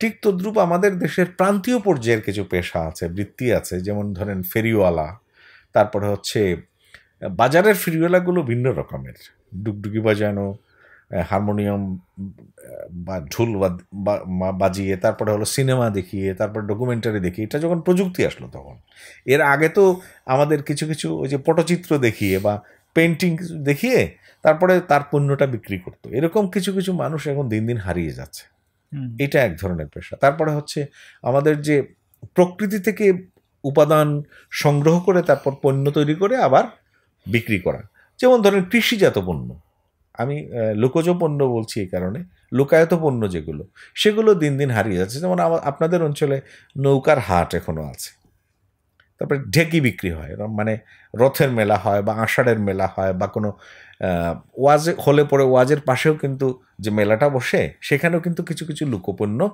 চলে আসে। যেমন আমাদের এখানে এই লোকায়ত পণ্য নিয়ে একজন মিউজিয়াম তৈরি করেছেন, তার সাথে আমার কথা হয়েছে বারংবার, এবং তিনি জাতীয় পর্যায়েও নানানভাবে পুরস্কৃত হয়েছিলেন কয়েকবার, আমাদের রাজশাহীর জাহাঙ্গীর স্যার। তো তিনি লোকায়ত পণ্য নিয়ে বা কৃষি পণ্য নিয়ে আলাদা একটা মিউজিয়াম করেছেন, মানে কৃষি জাদুঘর। এটা দেখতে নানান দেশ থেকে, জাপান, সুইডেন, ডেনমার্ক, অস্ট্রেলিয়া, নানান গবেষক এখনো আসে। তো সেরকম জিনিসগুলোর মধ্যে আমি বলছি যে এই যে কৃষিজ পণ্য এবং এই পণ্য তৈরি করার লোকজনরা, যেমন তাঁত শিল্প, আমাদের এখন মেশিন ঢুকে গেছে, প্রবেশ করেছে, আগে তো হাত দিয়ে বানানো হতো। বা আমাদের আদিবাসীদের কিছু কিছু জিনিস আছে পণ্য তৈরি হতো, সেই ধরনের পেশায় নির্দিষ্ট মানুষ ছিল, যেমন ঢেকি যারা, লাঙ্গল যারা তৈরি করে, মই যারা তৈরি করে, কৃষি পণ্য বললাম। ঠিক তদ্রূপ আমাদের পাদুকা শিল্পের সঙ্গে জড়িত যারা, এদের কিছু কাজ। তারপরে হলো শীতল পাটি তৈরি করে যারা।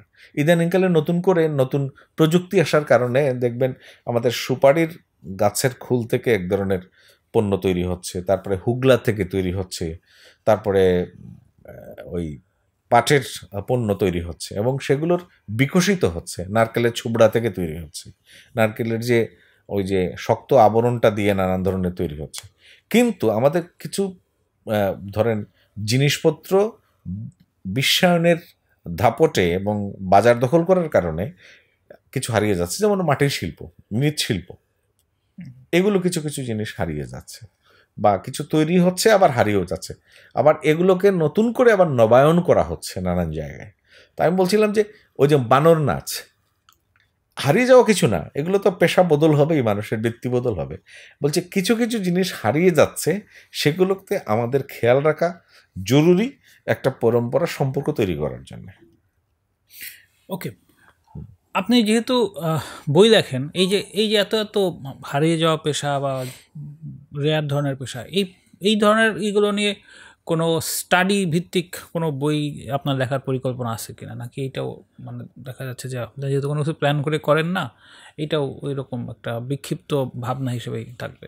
না, আমার লোকায়ত নিয়ে, ওই যে কি বলা যায়, পণ্য নিয়ে বা লোকজ পণ্য, কৃষি পণ্য নিয়ে কাজ করার ইচ্ছা আছে এবং কিছু মানুষের সঙ্গে আমার আদান প্রদান চলছে, যেমন মৃৎশিল্প নিয়ে এবং সোলার শিল্প নিয়ে, ডুকরা শিল্প নিয়ে, এগুলো কাজ করার একটা ইচ্ছা আছে এবং কয়েকজনকে দায়িত্বও দিয়েছি আমি সেগুলোকে একটু উপস্থাপনের জন্য, যাতে আমি আমার পত্রিকাটাও হয়তো কোনো সময় প্রকাশ করতে পারি। পত্রিকার চাইতে এটা বই স্টাইলে করলে ভালো হয় না? হ্যাঁ, সেটাই পরে আবার বই আকারে প্রকাশ করা হলো। ওকে, আপনি আমাকে আরেকটা কথা বলতেছিলেন যে সোশ্যাল মিডিয়ার ইম্প্যাক্ট নিয়ে কোনো একটা আলোচনা সভা আয়োজন করার জন্য। তো সোশ্যাল মিডিয়ার ইম্প্যাক্ট নিয়ে যখন আমরা কথা বলতে যাই, তখন তো দেখা যাচ্ছে সেটার কমার্শিয়াল আসপেক্ট থাকে, সেটার দেখা যাচ্ছে মার্কেটিংয়ের জন্য সবাই এখন সোশ্যাল মিডিয়া ব্যবহার করে, পার্সোনাল ব্র্যান্ডিংয়ের জন্য ব্যবহার করে, আবার এটার দেখা যাচ্ছে যে এই ছবি দেওয়া বা চ্যাটিং, এই সমস্ত কারণেও দেখা যাচ্ছে নানা ধরনের পারিবারিক গোলযোগ তৈরি হইতেছে। সো আপনি যখন এই ইম্প্যাক্ট নিয়ে কথা বলতে চান, মানে ঠিক আপনার কাছে কেন মনে হলো যে এই সোশ্যাল মিডিয়ার ইম্প্যাক্ট নিয়ে আমার অফলাইনে একটা আলোচনা প্রোগ্রাম আয়োজন করা উচিত? হ্যাঁ, আমি শুধু মানে মানে আমি বলার জন্য বলিনি, আমার এখানে অংশগ্রহণকারী অনেকে থাকবে না, এই জন্য তো প্রোগ্রাম বললাম যে মানে কেন মনে হচ্ছে যে এটা, আমার মনে হচ্ছে এই কারণে যে আমাদের যে প্রাত্যহিক জীবনযাপন এবং কিছু সিরিয়াস কাজ অনেক সময় বাধাগ্রস্ত হচ্ছে এই সোশ্যাল মিডিয়ার কারণে। তারপরে আমাদের যাদের প্রয়োজন নেই সোশ্যাল মিডিয়ার, তারাও এখানে আসক্ত। আমাদের সবাই একটা প্রচার করে যে আমাদের শিক্ষার্থীরা সোশ্যাল মিডিয়া আসক্ত হওয়ার ফলে তারা মূল কাজ থেকে দূরে সরে যাচ্ছে। আমরাকে এটাকে অস্বীকার করছি না। যেমন ধরুন, আমি সেদিন একজনকে জিজ্ঞেস করলাম যে আপনি এখন কি করেন, সময় কিভাবে কাটছে, বইটা কেমন আগের মতো পড়ছেন কিনা। তিনি বলেন একটা তো যন্ত্র আছেই সোশ্যাল মিডিয়া, ফেসবুক তো আছে, এটা নিয়ে রাত চলে যায়। তা আমরা সেই জন্যই আমরা অনেক মানুষের সমাবেশে সেগুলো নিয়ে কথা বললাম।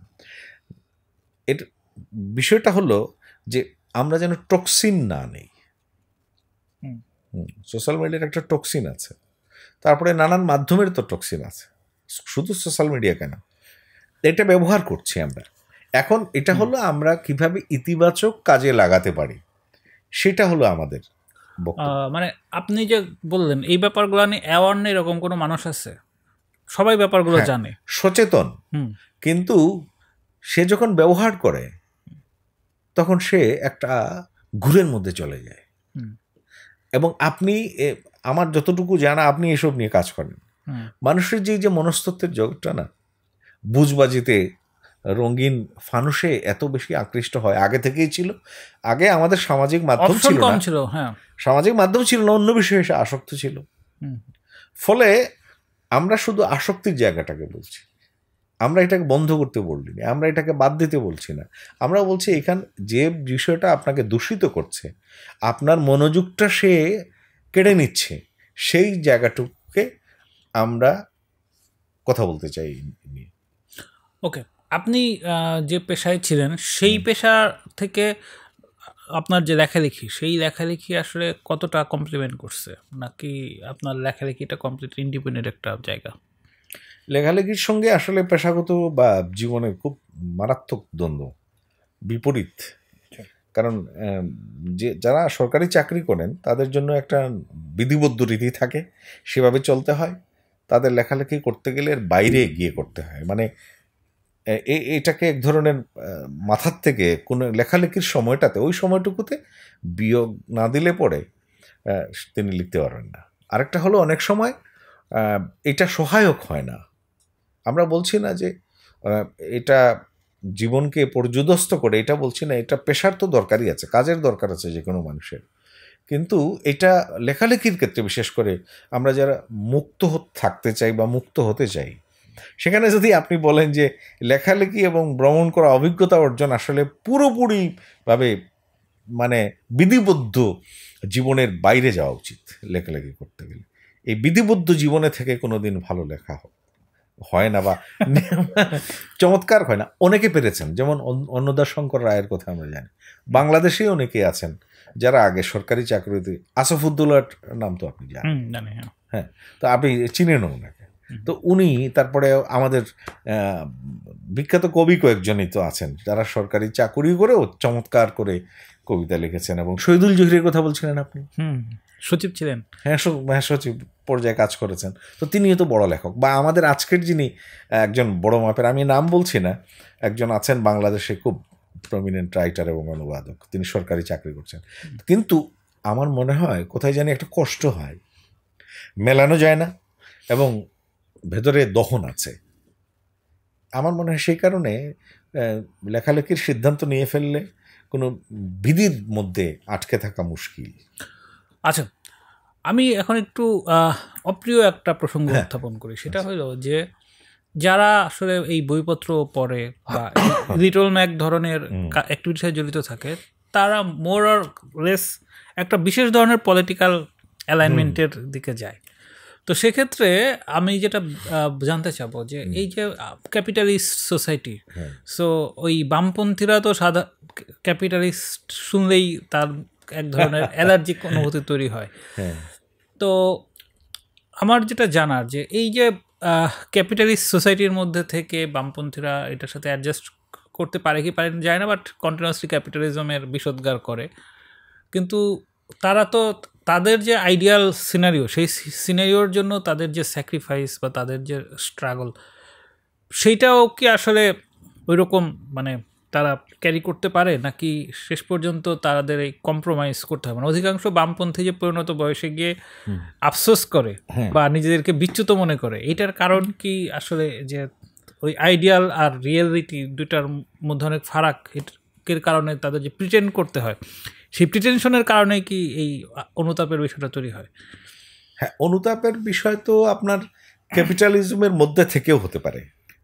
বিষয়টা হচ্ছে আপনার দৃঢ়তা এবং আপনার নিবিষ্ঠতা এবং দায়বদ্ধতার জায়গা, মানে দায়ের কমিটমেন্টের জায়গা। সে কারণে আমরা যদি জাপানে আত্মহত্যার বিষয়টা দেখি বা মার্কিন যুক্তরাষ্ট্রে বা পশ্চিমা বিশ্বে মানুষের এত ফ্রাস্ট্রেশন, তো এত জৌলুসের মধ্যে থেকেও তো মানুষের যন্ত্রণা থাকতে পারে।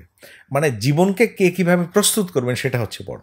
আর আমাদের এই ভূখণ্ডে বা এই অঞ্চলে দেখা যায় যে আমরা দেখে যেটা প্রশ্ন উত্থাপন করি বা আমাদের কথাবার্তা চলে, সেটা হচ্ছে আমাদের এখানে বিপ্লবী সর্বক্ষণ বিপ্লবী হিসাবে টিকে থাকতে পারছেন না।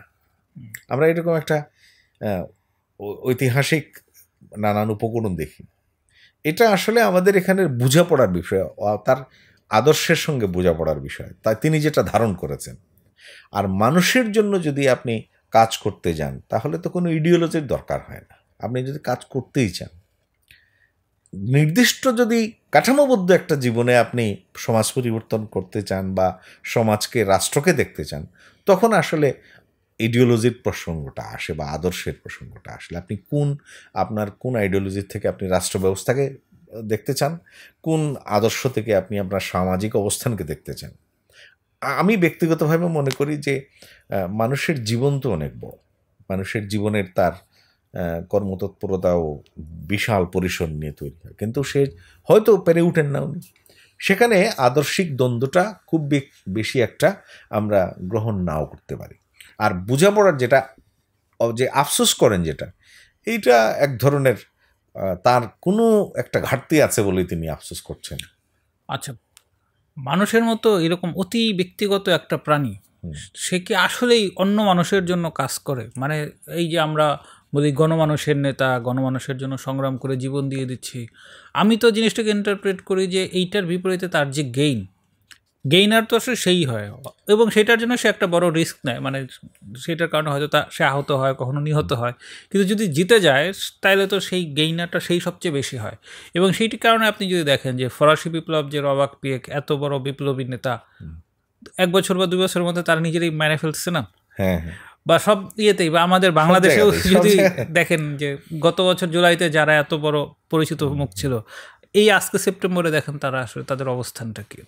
তো এই যে মানে যারা ডানপন্থী বা বামপন্থী, যারা এই গণমানুষের কথা বলে, মানুষের জন্য রাজনীতি করে, আসলে এই মানুষগুলো কারা?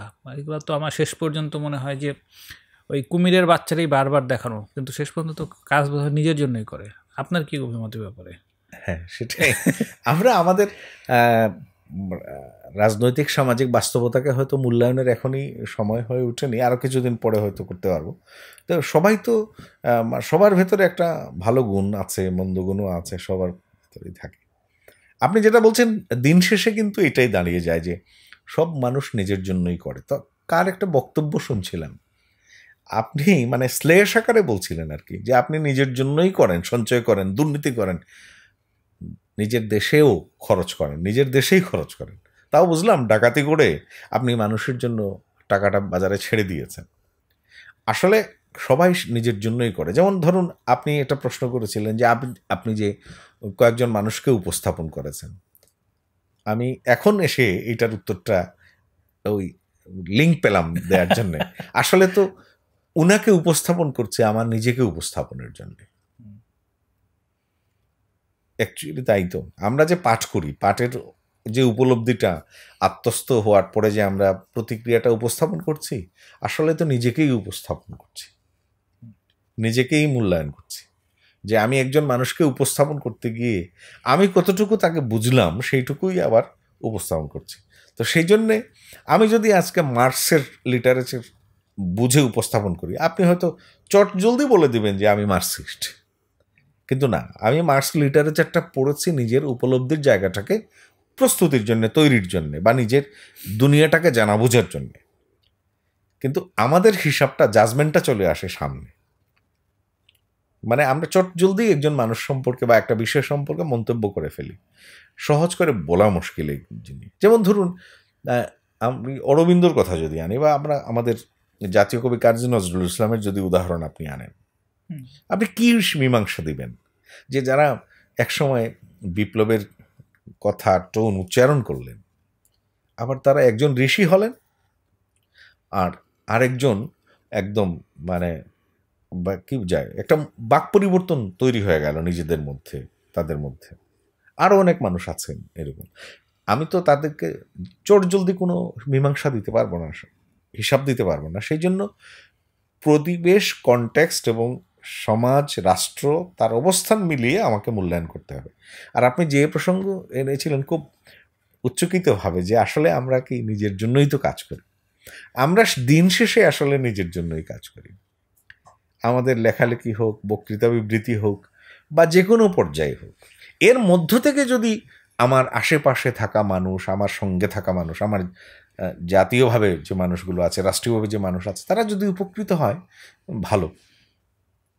এইটা ইতিবাচক চিন্তা থেকে করা আর কি। যেমন আজকে আমি যদি একটা কাজ করি এবং এই কাজটা আর আমি নিজে উপভোগ করতে পারবো না, করে তো আশেপাশের মানুষগুলি। ফলে আমাদের সকল নির্মাণেরই অংশ হচ্ছে আমার সঙ্গে থাকা মানুষ। ওকে, আপনি সর্দার ফজলুল হককে ফজলুল করিমকে নিয়ে কাজ করছেন। সর্দার ফজলুল করিমকে আমার ভালো লাগে কারণ উনি রুশোর সোশ্যাল কন্ট্রাক্ট অনুবাদ করছিলেন, তারপর রুশোর কনফেশন অনুবাদ করছিলেন, ফলে ওনাকে আমার ওই জায়গা থেকে বেশ ভালো লাগে। বাট এইগুলা তো ওনার নিজের মৌলিক চিন্তা না। আমি সর্দার বলছি, বইটাও আমি পড়ছিলাম। সো তখন আমার মনে হয়েছে যে উনি আসলে মানে থিঙ্কার হিসেবেও বেশ ভালো কিছু করতে পারতেন, বাট সেই অনুপাতে ওনার কি গ্রোথ হয়েছে নাকি উনি আসলে দেখা যাচ্ছে সব পলিটিক্যাল অ্যাক্টিভিটির কারণে ওইটাতেই আসলে বেশি মজে গেছিলেন? ওনার ব্যাপারে আপনার এটা কি পর্যবেক্ষণটা? না আসলে মানে সময় নষ্ট হয়েছে এটা বলা যায় না, বলা যায় 11 বছর মানে ফাঁক দিয়ে দিয়ে বাদ রেখে, মাঝখানে বাদ রেখে, আগে পিছিয়ে বাদ দিয়ে, এরকম 11 বছর তার কারাগারে চলে গেছে। এবং তিনি ব্যক্তিগতভাবে বলতে চান যে 11 বছর আমি প্রচুর পরিমাণে পড়েছি। এটা নষ্ট হওয়া তো বলা যাচ্ছে না। আবার দেখা যায়, আমার তো মনে হয় যে তিনি যে বাইরের দেশের বৃত্তিটা সরিয়ে দিলেন, নিজে মানে কি বলা যায় উপেক্ষা করেছেন, তো সেটা রাজনীতির কারণেই, রাজনৈতিক সিদ্ধান্তই করেছেন। আবার রাজনীতি ছাড়া তিনি তো সর্দার হতে পারতেন না। পরস্পর সম্পূরক কিন্তু, মানে ওই যে আগে বলছিলাম চটজলদি কোনো সিদ্ধান্তে আসা মুশকিল। তা আমরা একই সঙ্গে দেখছি যে রাজনীতি সর্দারকে সর্দার হিসেবে প্রতিষ্ঠিত করেছে, আবার রাজনীতি দেখা যায় তার একাডেমিক ক্যারিয়ার থেকে তাকে বঞ্চিত করেছে। কিন্তু এই দুটোই কিন্তু অবশেষে একইভাবে সিদ্ধান্ত দেওয়া যাচ্ছে না রাজনীতি নষ্ট করেছে বা রাজনীতি তাকে তৈরি করেছে, কিন্তু তাকে পরস্পর একটা সম্পর্ক তৈরি হয়েছে এখানে। আর তার যেটা হলো রাজনীতি থেকে মানে শিক্ষা, সেটা হলো আপনি যে বইটার কথা বললেন, যদি রাজনৈতিক নিবিষ্টতা থাকতো না, আমার মনে হয় এরকম রাজনৈতিক প্রসঙ্গ বা পাশ্চাত্যের জ্ঞানবিদ্যার জগৎকে তিনি উপস্থাপন করতে পারতেন না। অর্থাৎ তার রাজনীতি তার ছোটবেলা থেকে যেভাবে তাকে প্রেষানো জুগিয়েছে বা প্রণোদিত করেছে, আমার মনে হয় সেটাই সর্দারকে প্রস্তুতে সাহায্য করেছে। এবং তিনি খুব ছিলেন, পরিচ্ছন্ন ছিলেন, এইটা রাজনীতির বাইরে গেলে তিনি করতে পারতেন না। ওকে, আপনাকে দেখে মনে হয় না যে আপনি চাকরি থেকে রিটায়ার করছেন, মানে আপনি যথেষ্ট সিনিয়র মানুষ। হ্যাঁ, তো আপনি ফিজিক্যালিও এখনও যথেষ্ট ফিট আছেন এবং আপনি শুরুতে বলতেছিলেন যে আপনি কোনো কিছুই প্ল্যান করে করেন না। তো আমার যেটা জানার যে আপনি যদি আরও 10 বছর বেঁচে যান, তাহলে সেই 10 বছর আসলে আপনার বাকেট লিস্টে কী আছে যেটার জন্য এই 10 বছর আপনার বাচ্চাটা উর্দি মনে হবে?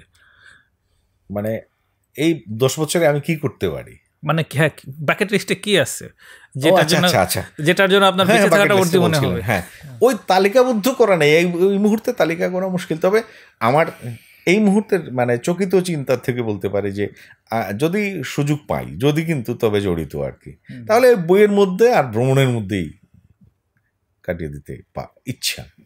আচ্ছা, এমন কোনো টপিক আছে যেটা নিয়ে চিন্তা করতেছেন কিন্তু বই লেখা হয় নাই, বা এমন কোনো দেশ যেটা যাইতে চান কিন্তু এখনো যাওয়া হয়নি? আমার দক্ষিণ এশিয়া মানে ভ্রমণের একটা ইচ্ছা আছে, দক্ষিণ পূর্ব এশিয়ার দেশগুলো। আর লেখালেখির জগতে যদি বলতে চান তাহলে সাম্প্রতিক বিষয়ে, মানে মানুষকে আঘাত করছে, মানুষকে দোলা দিচ্ছে, এরকম বিষয়ে লেখালেখির, এই সাম্প্রতিক জিনিসটাও কিন্তু একসময় ইতিহাসের অতীত হয়ে যাবে। কিন্তু আমার মনে হচ্ছে চলমান বিষয়গুলো নিয়ে একটু লেখালেখির ইচ্ছা আছে। আচ্ছা ভাই, দাদা আপনার সাথে অনেকক্ষণ ধরে কথা বলে ফেলছি। আমি লাস্ট যে বিষয়টা জানতে চাইবো যে প্রত্যেকটা মানুষের তার যে ব্যক্তিত্বটা আমরা দেখি, সেই ব্যক্তিত্বটা হয়ে ওঠার পেছনে তার আর্লি লাইফের কোনো না কোনো ইন্টারাকশন, কোনো না কোনো ব্যক্তি, এক বা একাধিক ব্যক্তি বা কোনো ইনসিডেন্স, ওইগুলো থেকে আসলে সে পরবর্তীতে তার ব্যক্তিটা হয়ে ওঠে।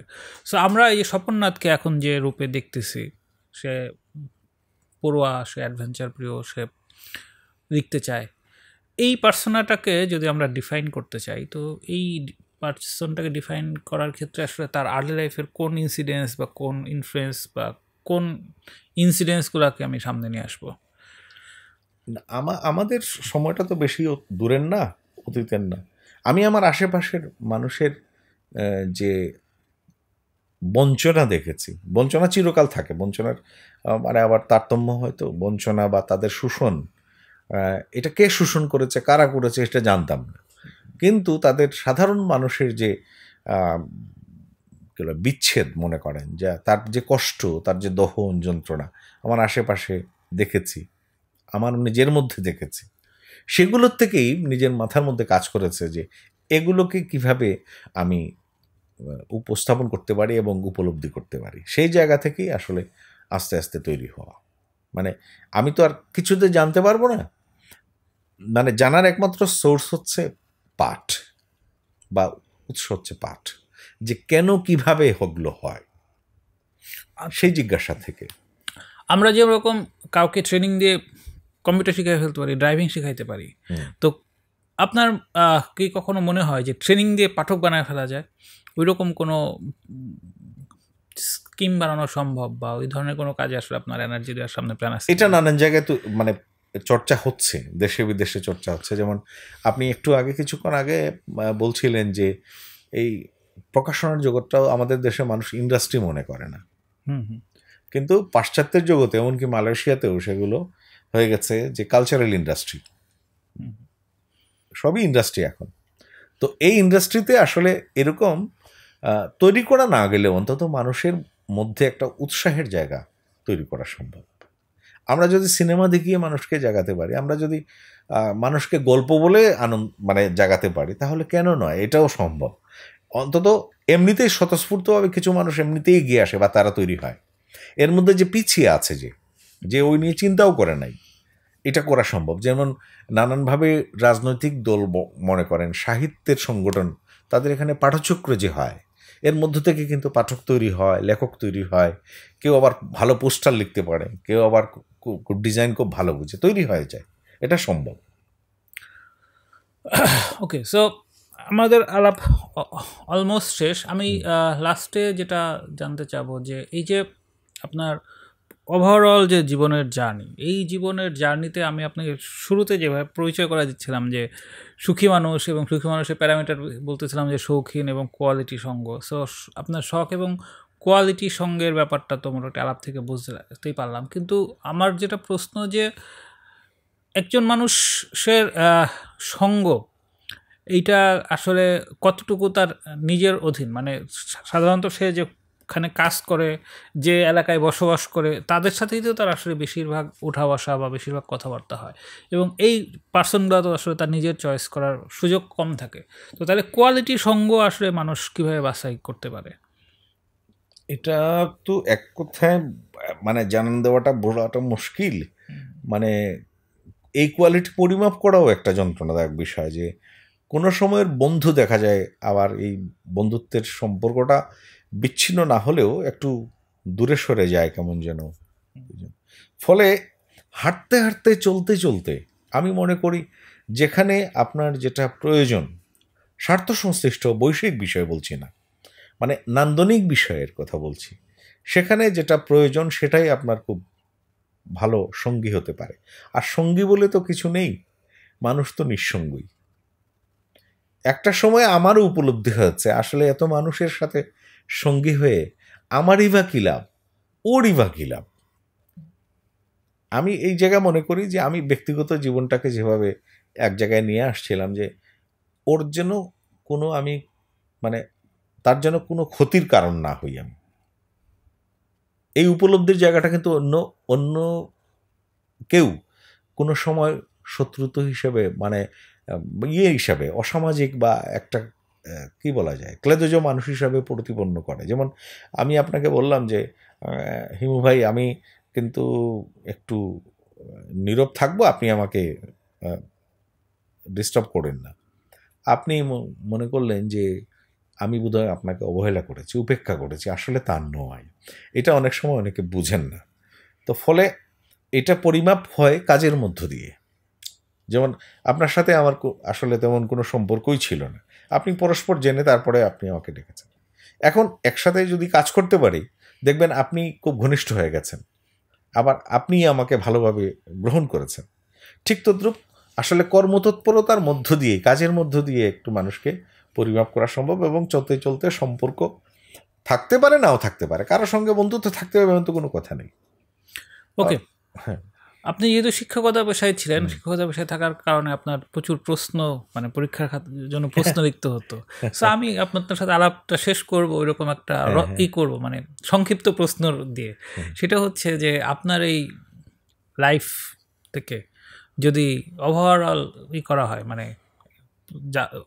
পর্যালোচনা শেষে বলা হয় যে আপনার লাইফের থেকে 3টা উপলব্ধি বলেন, মানে এই লাইফ থেকে আপনি যা লার্ন করছেন সেরকম 3টা উপলব্ধি বলতে হলে কি বলবেন? মানে 3টা উপলব্ধি হলো